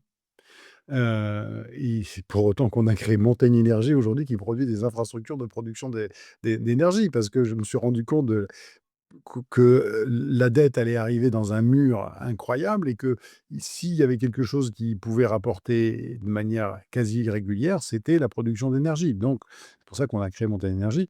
Et puis ensuite, beh, je me suis remis à des problématiques, alors là, c'était beaucoup plus dur, mais des maths puisque, ouais, il y a un vrai sujet sur les maths pour Bitcoin. Et puis après, ben, j'ai buggé, j'ai pris le mur de l'informatique, pleine face. J'ai essayé d'avoir mon nœud Bitcoin, mon nœud Lightning et tout ça et puis voilà, le mur de la réalité m'a rejoint et je ne suis pas omniscient. Mais en tout cas, tu vois, ça a vraiment, chez moi, secoué beaucoup. Mmh.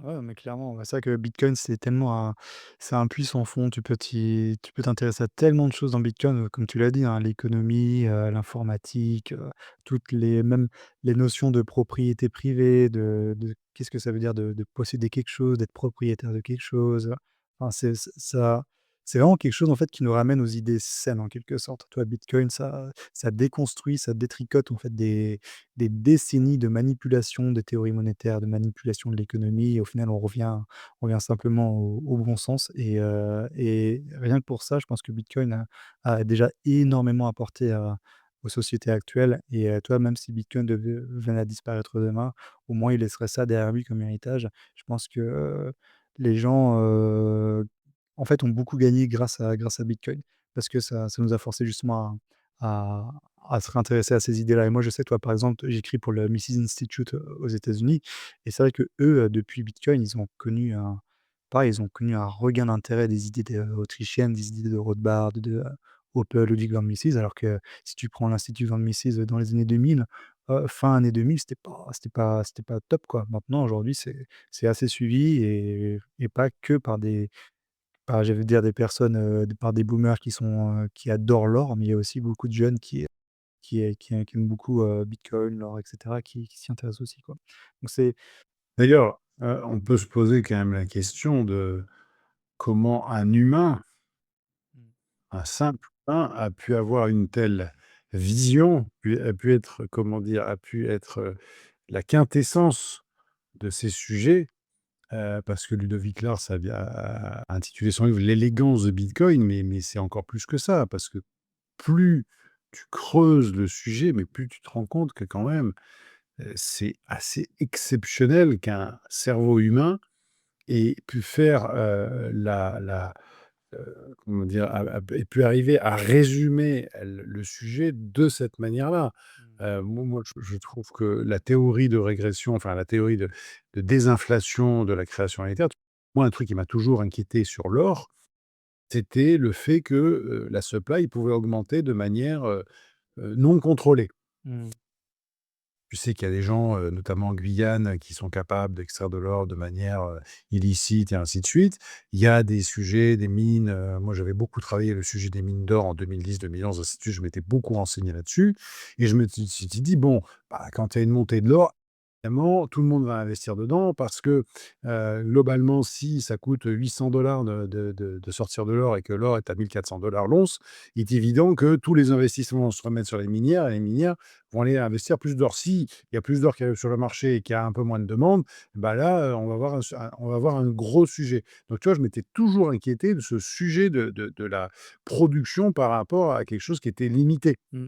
Ouais, mais c'est Or oui. alors, tu vois, quand tu regardes sur Bitcoin, tu te dis: «Bon, ben, ça, en plus, ça a été créé avec une énorme incentive au début, quand a priori, ça vaut pas grand-chose et que peu à peu, cette création diminue dans le temps, jusqu'à s'éteindre, doucement». Moi, ça, c'est prodigieux. Je regarde la difficulté qui tous les 15 jours, z est capable de bouger. Je suis reparti là, je prépare des cours que je donne sur, j'enseigne Bitcoin, donc je prépare des cours là-dessus. Je fais regarder Mempool tout à l'heure. Bon, ben, voilà, tu vois cette difficulté qui s'ajuste automatiquement, mais intellectuellement, c'est prodigieux. Comment un cerveau humain a pu produire ça? Enfin, moi, je suis abasourdi et chaque fois que je m'y replonge, je suis abasourdi. C'est extraordinaire. Alors, un cerveau humain ou des cerveaux humains, ça on ne saura jamais, mais je sais que, il y a un épisode de Enigma Nakamoto de Urban Tech qui est assez génial là-dessus. C'est que Urban, donc c'est quelqu'un qui a un podcast, qui a fait plusieurs épisodes sur l'histoire de Bitcoin et sur, il a détricoté, la préhistoire de Bitcoin, donc tous les mouvements cypherpunk qui ont préexisté Bitcoin avec tous les grands noms qu'on retrouve dans ce milieu-là et également les premières années de Bitcoin, je crois de 2009 à 2011 quand Satoshi, continuait d'écrire sur Bitcoin Talk, avec les premiers grands noms qui vont s'intéresser à Bitcoin comme Marty Manly, et ce genre de personnages. Urban, il a fait un épisode sur justement quel est le profil de Satoshi et il a passé un peu de temps à passer dans des IA, tous les posts de Satoshi, qu'il a pu poster sur Bitcoin Talk, mais pas que, aussi sur d'autres forums et l'IA disait: «Oui, ce genre de personne, c'est forcément quelqu'un qui est passé d'ailleurs par l'université de Chicago». Parce que les théories, enfin, ce que Satoshi laissait transparaître de lui d'un point de vue purement théorie, économique, hein, c'était assez raccord avec l'école de Chicago, mais il y avait aussi pas mal d'inspiration autrichienne. C'était quelqu'un aussi qui était très, très bon en histoire, hein, quelqu'un qui était très, très bon en logique, quelqu'un qui était, bah, aussi, un beau Dans l'informatique, ainsi de suite. exactement, un codeur, d'ailleurs qui codait de manière assez particulière parce que tu as beaucoup de codeurs qui ont analysé le code, qui a été écrit par Satoshi et qui disait que c'était quelqu'un qui codait très, très, très enfin, de manière très particulière, très particulièrement et ça aussi, ça pose aussi beaucoup de questions parce il codait pas comme un codeur, en fait.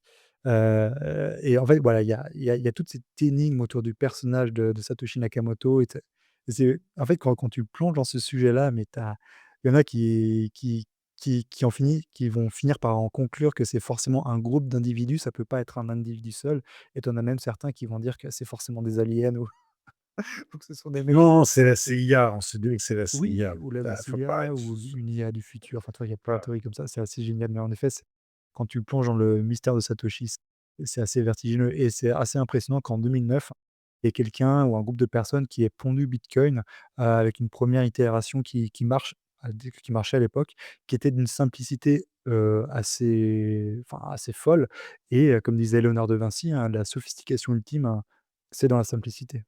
Donc ou la simplicité et la sophistication ultime. Donc Tout à fait. c'est assez génial et en effet que, Bitcoin, voilà, c'est presque trop beau pour être vrai d'ailleurs. C'est ça aussi qui est peut-être, le plus louche dans cette histoire, hein, c'est presque trop beau pour être vrai.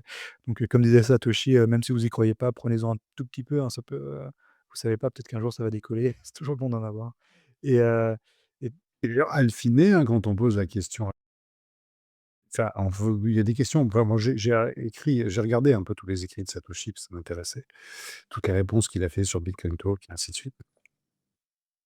Notamment, in fine, quand même, le premier qui explique que ça pourrait être acheté comme un actif de réserve par les banques centrales. oui. C'est assez étonnant.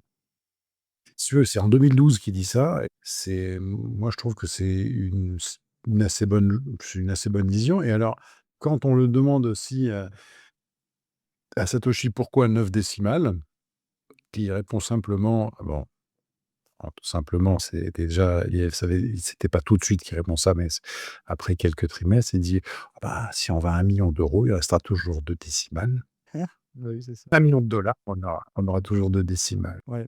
Ouais, toi, même la divisibilité de Bitcoin, rien que enfin, de la manière dont elle a été pensée, c'est assez génial aussi d'avoir eu cette clairvoyance d'esprit de se dire que on va pas émettre 21 millions de jetons, on va en fait en émettre 21 000 000 fois 100 millions en fait, hein, quand tu divises justement un bitcoin par 100 millions de satoshi et ça c'est aussi très intelligent parce que c'est aussi prévoir, déjà, l'appréciation du prix d'un bitcoin, dans son prix, hein, justement, dans le temps et aussi prévoir que pour satisfaire aux échanges du quotidien, il faut nécessairement que l'unité monétaire soit suffisamment divisible, et on parlait tout à l'heure de l'or. L'or n'a jamais réussi en fait à faire ça parce que, l'or, c'est un métal qui a un prix par poids qui est beaucoup trop important pour qu'il puisse être un bon intermédiaire d'échange en économie. D'ailleurs, on peut même se demander si l'or a déjà réussi à être une monnaie. Je sais qu'en disant ça, je jette un pavé dans la mare et que certains vont me détester, mais, l'or du fait qu'il ne circulait pas dans l'économie, du fait qu'il passait Non, mais c'est par des bien sub sûr, ouais, c'est du bimétallisme. c'est L'or n'a fonctionné que dans le bimétallisme. tout à fait. C'est parce qu'il y avait un autre métal à côté de l'or. Exactement et c'est pour ça d'ailleurs que et ça fait un lien avec la toute début, du podcast quand on parlait de Léon XIV. Moi je t'invite, si tu l'as pas fait, à lire un bouquin qui est «L'éthique de la production, de la monnaie» par, Guido Hülsmann, donc qui est prof d'université à Angers et qui est membre de l'Institut Mises aux États-Unis et qui est catholique aussi, donc il donne en fait il écrit sur l'économie autrichienne en donnant aussi une vision catholique, c'est extrêmement intéressant.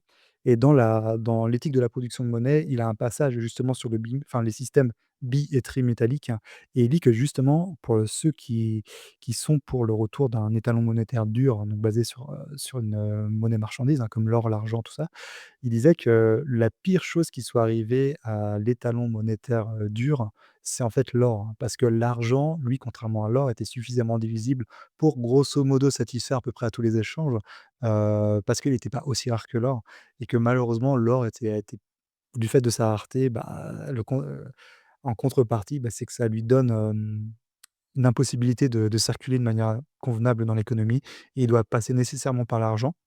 D'ailleurs, d'un point de vue je fais juste une petite parenthèse là-dessus, parce que quand tu vas arriver dans un système bimétallique, hein, quand tu vas mettre en parité, enfin, comment dire? Quand tu vas mettre, en circulation dans l'économie de l'or et l'argent, tu vas devoir nécessairement faire un contrôle de prix sur l'or et l'argent pour que justement la parité entre les 2 soit respectée et ça pose énormément de problèmes parce que le cours légal, de la monnaie n'est pas le même que le cours commercial des métaux, sur lesquels sont basées la monnaie. Donc ça a créé plein de problèmes et c'est pour ça que les pays ont dû s'accorder les uns avec les autres pour manipuler le prix de ces marchandises. Donc ça a été un bordel monstre, surtout à partir de 1850-1860 quand on a eu les découvertes des filons d'or, en Californie, en Afrique du Sud, en Australie et c'est aussi, mine de rien, le fait que l'or était trop rare, hein, qu'il ne circulait pas dans l'économie, ça a amené malheureusement à la centralisation de l'or et à l'émission de substituts monétaires or, sous format papier et c'est comme ça, en fait, que progressivement, on a quitté l'étalon or pour arriver vers l'étalon fiat.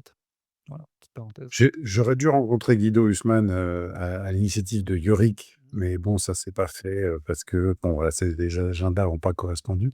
Mais en tout cas, je dois à Yorick et donc à Guido Husmann d'avoir découvert, le premier traité monétaire français, à l'initiative de Nicolas Oresme, qui était évêque, qui était, physicien, et qui a fait le premier traité à l'époque, de Jean le Bon et notamment il, menaçait du gibet, les grands princes, puisqu'il disait que quand il reniait les pièces, donc il créait de l'inflation monétaire, ils n'étaient autres que des faux monnayeurs et qu'ils méritaient, comme les faux monnayeurs, ils méritaient le gibet, puisqu'ils trompaient le peuple en faisant cela. Exactement. Nicolas Oresme, donc ouais, ecclésiastique du XIVe siècle. Franchement, en plus, alors son petit traité, sur la monnaie, l'Institut Coppel l'a édité il y a quelques années maintenant ou quelques mois, je sais plus. Je crois que vous pouvez le trouver à 5 € sur Amazon. Il est très, très abordable ou même gratuitement en PDF sur le site de l'Institut Coppel. Franchement, je recommande de le lire parce que alors il y a en effet, comme tu dis, le côté, quand le prince s'arroge le droit de manipuler le prix de la monnaie, donc il est pas meilleur qu'un faux monnayeur et en effet, il devrait mériter la même peine. Donc ce qui est assez fort, hein, d'ailleurs venant du pouvoir ecclésiastique contre le pouvoir temporel. Donc ça, c'était aussi notre puissance de l'Église catholique à l'époque et une chose aussi de qu'il évoque qui est vraiment, vraiment belle, c'est qu'il dit que justement, si on doit modifier le poids de la monnaie, si on doit modifier l'alliage de la monnaie, il faut que cette modification requiert, le consensus de tous les utilisateurs de la monnaie. Et tu vois, Nicolas Oresme, en disant ça au C'est dingue, à c'est Bitcoin. voilà, en fait, il avait pressenti le consensus de Nakamoto, tu vois? 6 siècles avant et quand j'avais lu ça, alors tu sais, en plus, c'est dans le traité sur la monnaie de Nicolas Oresme, c'est écrit en vieux français, c'est du François, quoi, tu sais? En fait, quand tu lis ça, tu fais ça, tu relis 2 fois, puis tu: «Oh la vache, tu sais, le mec, en fait, il» tu sais, c'est des moments où ton cerveau il crame, quoi, parce que tu dis: «Oh, le gars, ouais, 6 siècles avant, il avait compris qu'en effet, vu qu'on utilise tous la monnaie et que la monnaie représente pour chacun d'entre nous, bah, une sorte de ouais, de transcription de notre temps et notre énergie, bah, forcément, si on modifie la monnaie, il faut que tous les utilisateurs soient d'accord et forc il y a des choses qu'on n'avait pas à l'époque, hein, avec les étalons monétaires métalliques et qu'on n'a pas aujourd'hui avec, la monnaie fiat, hein, qui est manipulée de manière totalement arbitraire et discrétionnaire par les banques centrales. Donc c'est, à lire. Et tu vois? Et si on remonte encore plus loin, en fait, on se rend compte que notre, société vit quand même beaucoup des Grecs. Parce qu'on revient à Aristote, on revient aux excès de la monnaie, dénoncés par Aristote dans la Crématistique. On revient en fait quand même à la je trouve que chez les Grecs, plus, je prends de l'âge, plus je me rends compte qu'on a l'annonce messianique quelque part, enfin on a la conscience messianique chez les Grecs. On a la conscience de tous les grands équilibres du monde. On a la conscience de toutes les grandes sciences du monde Mmh mh. et y compris, la conscience de l'économie chez les Grecs. Donc en fait, on se rend pas compte de la puissance de ces penseurs et chaque fois que je me replonge, je me rends compte que, tu vois, même saint Thomas d'Aquin, prend les Grecs en référence, ainsi de suite. Et donc c'est et je pense que ça sera un projet pour, quand j'aurai un tout petit peu moins de travail, et c'est, me replonger dans des auteurs grecs parce que je pense qu'il y a des clés de compréhension du monde actuel, chez ces grands auteurs. J'ai la chance d'avoir des filles et mes grandes filles ont pu faire des études, littéraires plutôt. Mmh mh. Donc elle un peu une plutôt vraiment littéraire et l'autre plutôt artistique et donc ça me redonne, envie de me replonger dans ces auteurs. Ouais et d'ailleurs, si pour ceux qui s'intéressent, parce que là, on parle un peu de l'histoire de la pensée économique, hein, donc je sais qu'il y aura un cours qui sera donné sur Plan B Network par, Pierre Schweitzer, qui va sortir, je pense, dans les semaines qui viennent, justement sur cette thématique-là. Et lui, il remonte jusqu'à l'époque antique et j'avais fait un podcast avec Pierre, on parlait un peu de l'histoire de la pensée et quand on parlait en effet des Grecs anciens, il y a un livre qui revient très souvent quand on parle de théorie économique. C'est un livre forcément qui a été, d'Aristote, hein, c'est l'Éthique à Nicomaque. Donc ça, c'est ce livre-là, l'Éthique à Nicomaque, je l'ai, alors je l'ai pas derrière moi, mais je l'ai dans ma bibliothèque. Il fait à peu près 600-700 pages et je crois, c'est le livre 4, si je dis pas de bêtises, qui parle justement de la monnaie, qui parle aussi de la crématistique, comme tu dis, et de l'économie et ça, ce sont des sujets qui sont extrêmement intéressants parce que tu vois le sujet, parce que toi même et je sais qu'il y a quelques semaines, il y a quelques mois, quand il y avait eu un peu le drama sur Twitter avec Darkemy, avec Asher, avec tu sais, les comptes crypto qui sont à la limite, du scam. Je dis pas qu'Asher en fait partie, hein, mais où tu en as certains justement qui scamment leur communauté pour faire de l'argent et au final, tu as cette retranscription à l'époque actuelle, contemporaine, de la crématistique aristotélicienne. C'est absolument génial. Ceux qui vont vouloir faire de l'argent pour faire de l'argent, qui vont apporter zéro valeur ajoutée au marché, c'est-à-dire qu'ils vont pas créer de service, ils vont rien créer de valeur dans l'échange. Ils sont juste là pour profiter de l'autre, qui est totalement contraire à ce que Aristote appelait lui l'économie où, justement l'économie, c'est l'échange, qui crée de la valeur, en fait. Donc on va revenir à notre sujet du début, Mmh. l'économie oikonomikos. Ouais. Donc on va revenir à l'équilibre du budget de la famille et donc on ne devrait, au niveau de l'État, ne jamais s'éloigner de la gestion du budget de la famille. Quelles sont mes ressources? Quels sont mes emplois? Si mes ressources sont limitées, mes emplois sont limités et à la fin de l'année, mon budget est équilibré. S'il ne l'est pas, c'est parce que j'avais une réserve qui me permettait de le déséquilibrer. Si, je dois me constituer une réserve, eh bien, je vais faire un budget qui est légèrement excédentaire pour me constituer une réserve. Mais gérer un État aujourd'hui, gérer une entreprise autrement que dans l'oikonomikos, heu, grec, qui est la gestion du foyer, des finances du foyer, c'est, un non-sens. Et pourquoi la Suisse, intéresse beaucoup de gens? Elle a énormément de défauts. Mais regardez la gestion budgétaire, de la Suisse depuis des années. Mmh. C'est évident que, l'enrichissement de la nation suisse vient clairement, de sa capacité à maîtriser ses dépenses. Mmh. Et moi, je me rappelle quand j'ai commencé à travailler, la Suisse était entre guillemets «l'argent sale». Ouais, tu comprends, ils acceptent l'argent de tout le monde, machin, chose comme ça. Ouais, bon, OK, très bien. Bah, aujourd'hui, c'est pas l'industrie bancaire qui tire la Suisse, hein. Mmh. C'est la micromécanique, c'est d'autres choses, si tu veux. Et donc ils ont réussi en plus à changer la manière qu'ils avaient, c'est des dispositifs médicaux et pas forcément que des dispositifs médicaux subventionnés. A priori, c'est pas forcément les grands laboratoires suisses qui ont tiré, gr Paris du covid, hein.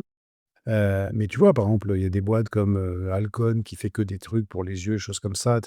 Mais au niveau micromécanique, il y a des boîtes exceptionnelles. Ils ont commencé par les montres, mais des montres, ils ont sorti la micromécanique qui s'applique dans plein d'autres sujets. Dans le spatial, aujourd'hui, on utilise des systèmes micromécaniques qui sont faits en Suisse. Mmh. Voilà.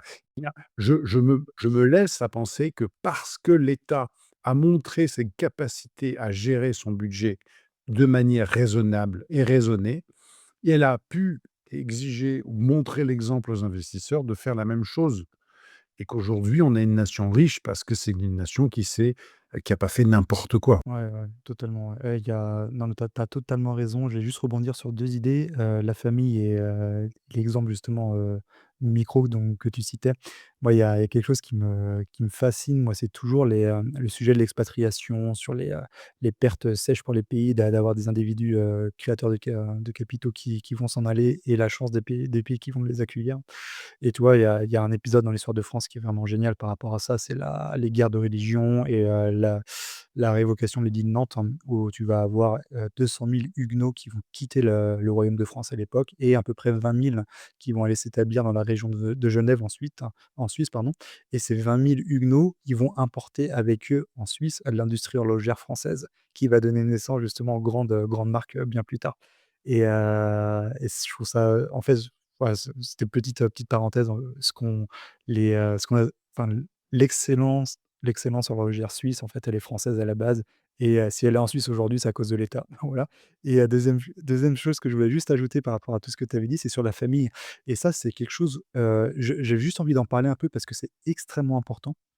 Parce qu'on dit souvent que quand tu es libéral, quand tu es libertarien, tu vas toujours dire que tout passe par l'individu, hem et ça, c'est un piège un peu sémantique dans le sens où, la notion d'individualisme aujourd'hui, elle est très, très dévoyée parce que quand on va parler d'individualisme, on va sous-entendre l'égoïsme, on va sous-entendre l'individu qui est totalement atomisé, l'individu qui est consumériste, l'individu qui est tourné uniquement vers lui-même, sur sa propre vie, qui a coupé, avec le devoir de continuité du passé et qui se projette absolument pas dans l'avenir même et quand je dis l'avenir, c'est l'avenir en dehors de lui-même, hein, donc avec ses enfants et en fait, aujourd'hui, parler d'individualisme, hein, on a souvent cette vision-là qui est en fait une vision qui est totalement, antilibérale, qui est une vision qui est moi, pour moi, c'est la conséquence du collectivisme, hein. C'est que quand tu as détruit, les institutions spontanées, les corps intermédiaires qui étaient la famille, la religion, les communautés, l'individu est laissé à lui-même. Donc il devient atomisé, il devient, incapable de se projeter, incapable de prendre, l'inspiration dans ses racines et il doit avant tout se tourner, vers l'État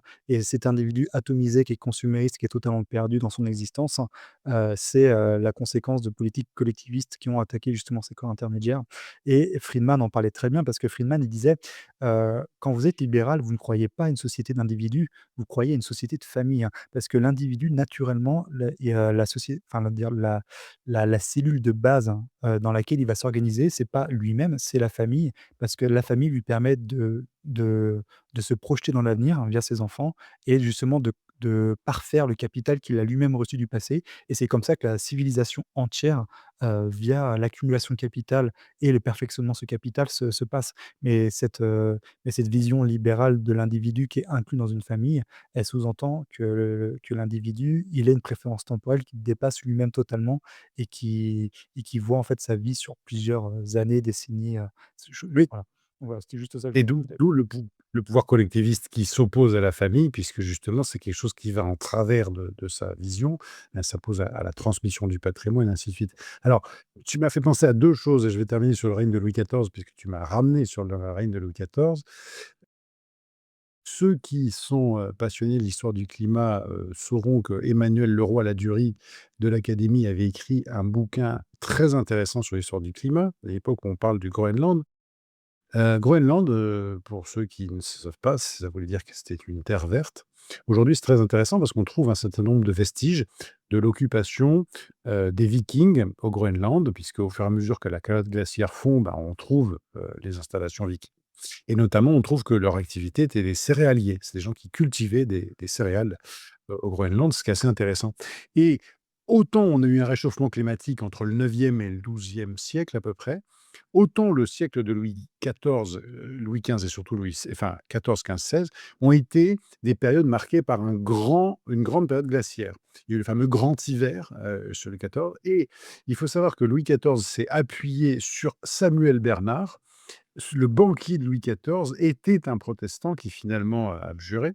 Mais a utilisé tout le réseau protestant européen qui s'était constitué dans sa jeunesse pour pouvoir subvenir aux finances du royaume, et c'est, Samuel Bernard, le banquier de Louis XIV, c'est un bouquin que puisque tu as donné des conseils de lecture. En tout cas, c'est passionnant, l'histoire est passionnante, c'est un roman historique, en tout cas sur Samuel Bernard qui était le grand argentier de Louis XIV et qui a sauvé une fois ou 2 le pays, quand il y a eu des grandes famines à cause justement de cette période glaciaire de ce grand hiver, qui est allé réussir à avoir des bateaux qui battaient pavillon neutre. Il allait négocier avec la Hanse, avec les As de la Hanse, de l'Alliance hanséatique, pour que ces bateaux puissent donner des céréales envoyer des céréales en France et c'était passionnant parce que c'était les suites de la diaspora, huguenote qui qu'on a vu après arriver très nombreuses, notamment, dans les Provinces-Unies. Donc, Samuel Bernard, c'est une histoire, ça m'a fait penser à ce que tu as dit. Le pendant historique de la révocation de l'édit de Nantes, ça s'appelle l'IGF, devenu l'ISF, devenu, la créativité fiscale. Eh bien ça là, c'est exactement pareil. On est dans un approvisionnement maintenant qui devient plus important que la révocation de l'édit de Nantes. On a appauvri la France parce qu'on a chassé ceux qui étaient en train de créer les richesses. Exactement, ouais et exactement et c'est un point qui est très important. J'ai écrit un article sur le sujet il y a plusieurs mois parce que pour moi c'est tu vois quand on va parler d'expatriation, quand tu vas parler de 200 000 huguenots qui par exemple qui vont quitter le royaume de France à l'époque, bah, en fait, tu vois la perte sur le moment, 200 000 personnes qui vont partir, mais tu vois pas, que cette perte-là, elle va être, générationnelle. Parce qu'eux-mêmes, en effet, ils vont partir avec un p capital financier certain parce que les protestants, ils étaient quand même, c'était des commerçants, ils étaient, voilà, ils étaient assez, plus légèrement plus riches quand même que le reste de la population et ce capital financier, ils vont le transmettre à leurs enfants, mais ils vont pas transmettre que ça, ils vont transmettre un capital culturel, un capital biologique qui va ensuite se perpétuer ailleurs et c'est extrêmement triste parce que toi, par exemple, si on avait gardé les protestants en France, donc les la révocation de l'édit de Nantes, on est au début du 1er quart du XVIIe, c'est 1627 je crois, si je dis pas de bêtises ou 1623. 200 000 personnes à l'époque, si tu les transposes 4 siècles. La révocation, c'est beaucoup plus tard. C'est non, le l'édit de Nantes la révocation de l'édit de Nantes, c'est Louis XIV, c'est la période, c'est fin de règne de Louis XIV, donc c'est plutôt dans les années 80, attends, je vais te dire. Alors l'édit de Nantes, ça doit être fin 16e. L'édit de Nantes, oui, l'édit de Nantes, tu sais, l'édit de Nantes, c'est Henri IV. OK, ouais, donc fin ouais, fin 6e, début. La révocation, c'est, je vais pas te dire de bêtises, je vais aller le Ouais, rechercher. un peu. Non, Je en fait, je dois confondre, en fait, je pense, quand je dis 1620 et quelques, enfin, on s'en fout, mais je crois que je confonds avec le siège de La Rochelle, mais bref et en fait, voilà, tout ça pour dire que 200 000 personnes à l'époque, si tu les multiplies, bah, 1685, voilà, voilà, 1685 et 1598 OK. pour le début. révocation 1685. Voilà, donc si on avait gardé ces 200 000 protestants, en France, bah, aujourd'hui, on aurait une communauté protestante, française qui ferait plusieurs millions d'habitants, quoi. Donc c'est ça aussi qu'on a perdu malheureusement et aujourd'hui, en effet, tu as totalement raison, quand tu prends, les jeunes diplômés, les ingénieurs, ceux qui sortent des grandes écoles, quand tu leur demandes, il y avait un sondage dans Le Figaro qui est paru il y a je crois c'était en septembre, où ils avaient demandé justement aux étudiants qui sortaient des grandes écoles, combien d'entre eux, souhaitaient rester en France, combien souhaitaient s'expatrier. Il y avait plus de 60 qui voulaient quitter le pays, sachant qu'ils représentent à peu près 20 000 étudiants diplômés par an. Donc tu fais le calcul, c'est astronomique, hein, c'est à peu près 12 000, Grande tristesse. ouais et ces 12 000 personnes qui vont quitter, la France, chaque année et bah, ce sont des personnes qui en plus d'ailleurs quand tu quittes un pays jeune, tu reviens pas. Parce que tu vas rencontrer ta femme, hein, dans le pays dans lequel tu vas poser tes bagages. C'est dans le pays dans lequel, tu vas travailler, où ta femme est, que tu vas fonder ta famille et généralement, ces personnes ne reviendront pas en France, quoi et c'est ça qui est extrêmement dommage et les gens n'ont pas conscience de ça. C'est que c'est des pertes qui sont pas que sur le moment parce que l'invisible, si on en revient à Bastia, c'est que ces gens-là, ils vont contribuer à la richesse de leur pays d'accueil, non pas sur, le temps de leur vie, mais sur des siècles, en fait, via via leurs enfants, leurs petits-enfants et ainsi de suite. Et on le voit bien, tu vois? On a des Français qui sont partis en Hollande, qui sont allés en Afrique du Sud et aujourd'hui, parfois, on récupère des joueurs de rugby sud-africains qui ont des noms français. Tu vois? On avait Peter de Villiers. Mmh. Peter de Villiers, tu vois? C'était un pilier, français ou un talonneur ou un pilier français, alors que de Villiers, c'est typiquement un nom français. Ouais, totalement, ouais. Oui, en Afrique du Sud, tu as beaucoup et même d'ailleurs si tu prends alors tu as l'Amérique du Sud, si tu prends même en Allemagne aujourd'hui, je crois, alors si je dis pas de bêtises, faudra me corriger si je dis des conneries là-dessus, mais je crois avoir lu, quelque part que tous les noms de famille allemands, qui sont des traductions, comment dire? Par exemple en Allemagne, tu as des noms de famille comme Sarrazin, comme Vogel et Vogel ça veut dire, c'est l'oiseau en fait en allemand L'oiseau. et au final ça serait monsieur l'oiseau qui serait allé en Allemagne et pour, germaniser son nom de famille, il aurait traduit en fait le nom en allemand. Et tu as beaucoup de noms de famille allemands aujourd'hui comme Vogel ou, des noms comme ça traduits, qui sont en fait des origines de protestantes, huguenotes. Donc c'est un truc quelque chose que et Vogel, bah, tu as un joueur de foot, qui était très, très bon, qui s'appelait Vogel. Donc je pense toujours à ça, enfin bref, on s'en fout. Hem et bah, écoute, là, ça fait à peu près 1 heure et demie qu'on parle ensemble. Est-ce que tu avais, je sais qu'on je m'étais noté un dernier sujet, moi, à voir avec toi, c'est et d'ailleurs, c'est le sujet, je crois, de ta présentation au CryptoXer, là, dans quelques jours. C'était Bitcoin, un chemin contrarié vers la liberté. Est-ce que tu veux nous en parler un tout petit peu? Oui, sans déflorer le sujet, l'année dernière à CryptoSerge, j'avais, pris les traits de Rocky, hem, parce que, globalement, l'idée, c'était que, certains combattaient, Bitcoin et que, après les coups, sévères, Bitcoin se relevait et pouvait remporter la partie. J'ai voulu, cette année et c'est une réflexion que je mène depuis plusieurs mois, revenir sur, cette réduction des libertés, globale. C'est-à-dire que, sans m'appeler Louis Sarkozy, aujourd'hui, je roule depuis, 8 ans en Tesla et même si j'avais une voiture qui avait pas mal de fonctionnalités en 2017 et j'en ai repris une autre d'occasion il y a 2 ans, j'ai remarqué que, malgré la compétence technologique du véhicule, j'ai moins de liberté dans mon véhicule aujourd'hui qu'il y a 3 ans et demi, 4 ans. C'est-à-dire que la voiture a été mise à jour régulièrement et on pourrait se poser juridiquement le sujet. C'est-à-dire que ma voiture est moins capacitaire qu'elle ne l'était il y a 4 ans. Mmh. Ce qui est assez grave. Est-ce que le contrôle technique aujourd'hui est valable, sachant que ma voiture est moins capacitaire qu'elle ne l'était il y a 4 ans? C'est un vrai sujet quand même. Mmh. Et donc, c'est ce petit exemple pour montrer que là, pour le cas présent, c'est le véhicule qui est contraint par une loi. Mais, aujourd'hui, j'ai, ce règlement-là, mais j'ai un règlement dans la finance qui est aussi contraignant. C'est-à-dire que, je dois faire des vous imaginez pas dans notre métier, en v depuis que je fais depuis 20 ans, on arrive à des choses qui sont kafkaïennes, sur, la réglementation qu'on doit mettre en œuvre pour pouvoir, conseiller des clients et alors, on s'en fout complètement de la qualité du conseil, hein. La qualité ne rentre absolument pas en jeu. Mmh. Ce qui rentre en jeu, c'est est-ce que j'ai respecté les procédures, c'est avec, un marché cible, avec enfin, vous ima donc là, pareil, j'ai une réduction des libertés, c'est-à-dire que je ne peux pas proposer n'importe quel produit financier à mes clients. Hem, il faut voilà, c'est dans tous les domaines de la s de la société, je me retrouve avec, des libertés qui sont contraintes et il faut savoir qu'à partir du moment où j'accepte une réduction de ma liberté, pour, ma sécurité d'une certaine manière, eh bien, je ne mérite aucun des 2, ni ma liberté ni ma sécurité. J'ai quand j'ai je suis plutôt un physique, qui, quand je suis arrivé sur les terrains de rugby, était plutôt avantageuse puisque je venais en plus de l'athlétisme de compétition. Je faisais du lancer de poids, sport particulièrement délicat, où j'avais, entrepris pas mal de musculation. Donc quand j'arrivais sur le terrain, j'arrivais quand même avec, des atouts. Bon, et bien pourtant j'avais peur.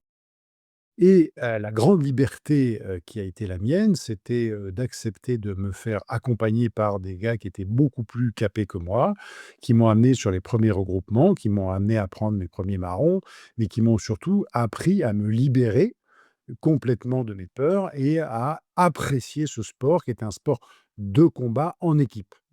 Et j'ai gardé des liens avec, ces joueurs qui sont, notamment avec mon capitaine de l'époque, avec qui on a eu la chance d'être champion de France, des liens indicibles, mais parce qu'ils m'ont libéré de mes peurs, ils m'ont libéré d'un certain nombre de contraintes et j'ai pu évoluer librement et moi-même après, bah, j'ai créé une équipe de rugby, ainsi de suite. Bon, mais tout ceci pour dire que, c'est la libération de c'est le la confrontation au risque, la confrontation au danger, la confrontation à la douleur, la confrontation au choc qui m'a libéré, la confrontation au réel qui m'ont totalement libéré, dans ce sport.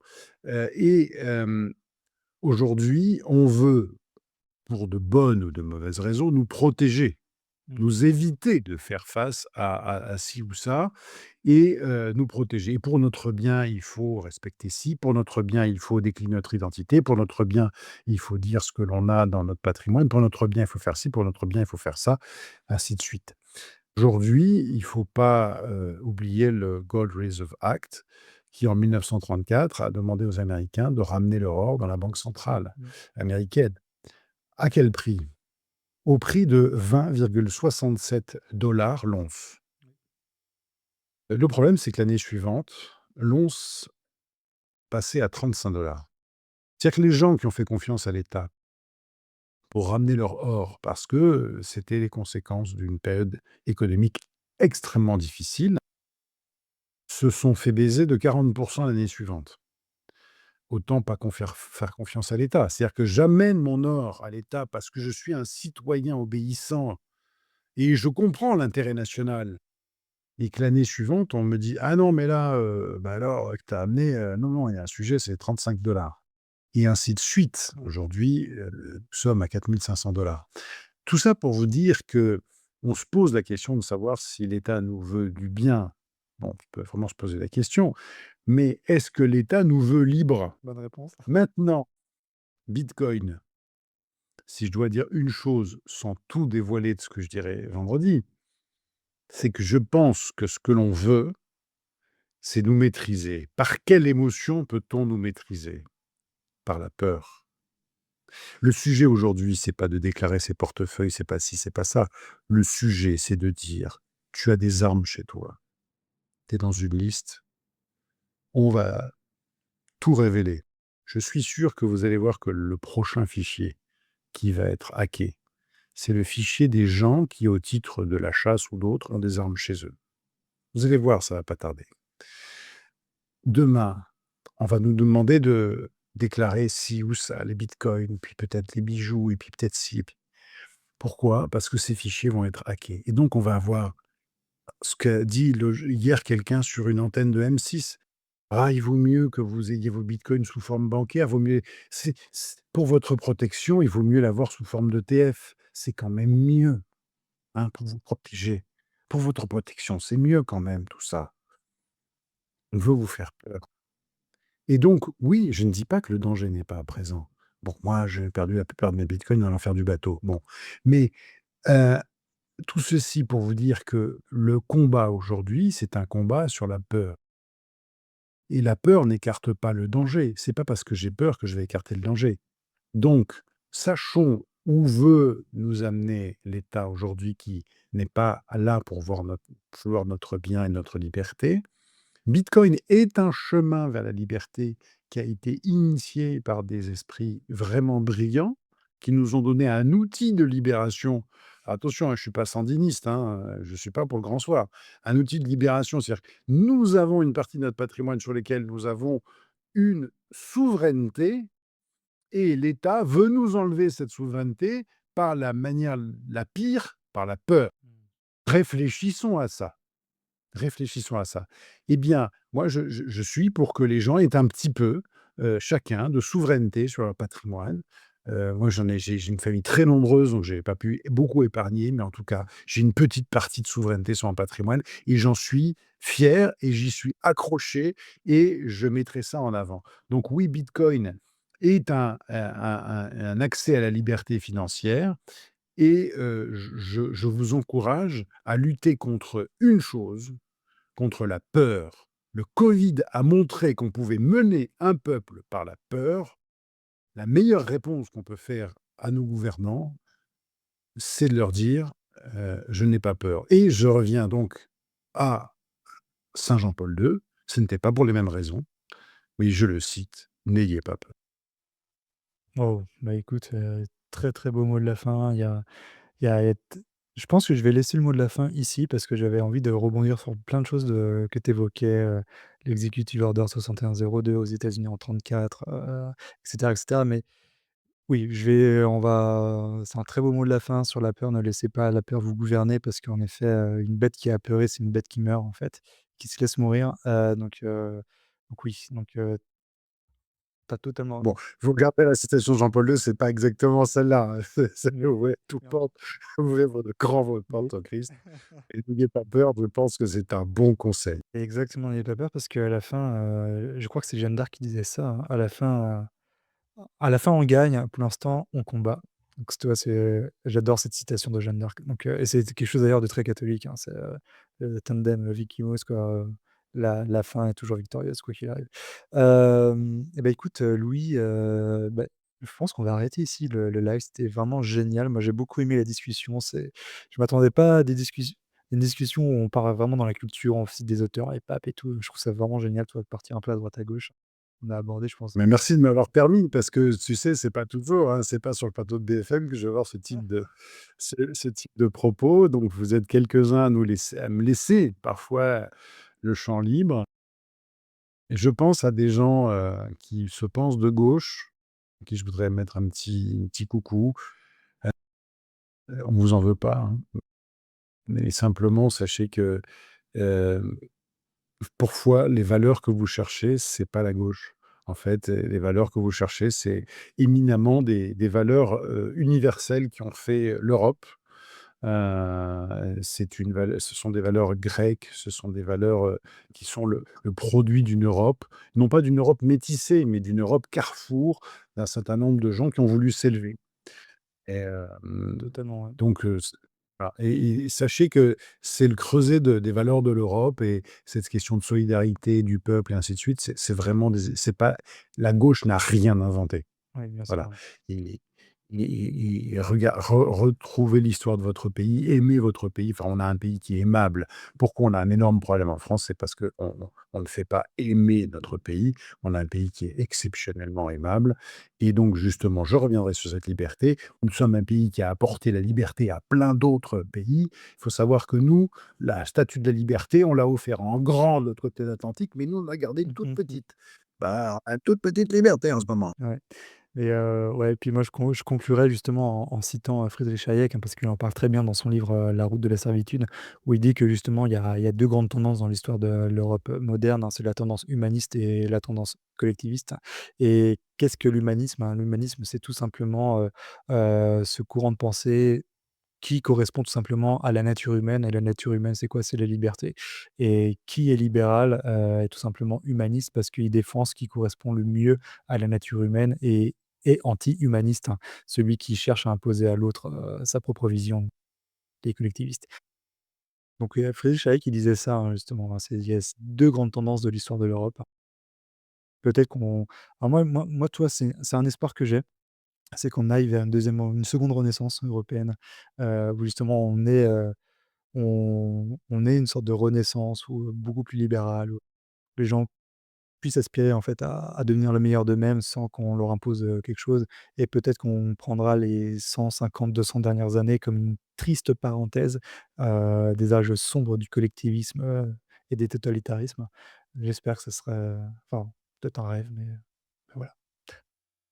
Heu, oui, mais en tout cas, une chose, c'est que le rêve, c'est ce qu'on ne peut pas nous enlever, et souvent, on m'a je adolescent, je me suis franchement emmerdé, hein. Hem et l'ennui, c'est le lieu de la naissance des rêves. Alors, il faut faire un ennui, cultivé un peu, hein, un ennui au milieu des livres et des choses comme ça. Mais, si on pouvait enlever à nos adolescents les écrans quelques heures par jour, afin qu'ils puissent s'ennuyer, c'est le plus beau des cadeaux que vous pourriez leur faire. Puisque moi-même, ils sont pas tous passés par l'adolescence, mais j'en ai déjà, 6 qui sont passés par l'adolescence, et la liberté, elle naît aussi de la capacité que l'on a de rêver. Exactement, ouais. Franchement, tu as totalement raison parce que moi, je sais que moi, je fais pas mal de routes, quotidiennement, et je sais qu'avant, je profitais de ce temps de route, tu sais, pour écouter des podcasts, ce genre de choses. En fait, de plus en plus, maintenant, je coupe tout et je profite, en fait, juste pour penser, toi, juste pour, organiser mes pensées, juste pour m'ennuyer un peu, tu sais? Et c'est comme ça qu'il y a des choses qui émergent et toi, ces temps de route, des fois, c'est des belles échappatoires donc franchement, ouais, ça tu as totalement raison, l'ennui et c'est un terrain fécond, ouais, totalement, ouais, totalement. Exactement. Et beh, écoute, Bien, bah, écoute Ulrich, merci pour ton accueil. bah C'était un moment très agréable. merci à Et toi. écoutez, pour tous ceux qui nous ont écoutés jusqu'au bout, merci beaucoup. Et puis, si vous avez des questions, sur mon sujet, avec Bitcoin, qui est la gestion patrimoniale de Bitcoin, écoutez, maintenant on est 4 sur le sujet dans l'entreprise, et on aura plaisir à répondre. Et si c'est pour tout à fait autre chose, un ouvrage, un truc comme ça, n'hésitez pas, j'aurai, plaisir à échanger. Bitcoin m'a retourné le cerveau et je pense qu'à vous aussi. Très bien. Mais écoute, encore une fois, merci à toi Louis, puis, bah, je souhaite à tout le monde une très, très belle fin de soirée. Salut. Merci encore Ulrich, à très bientôt. Salut.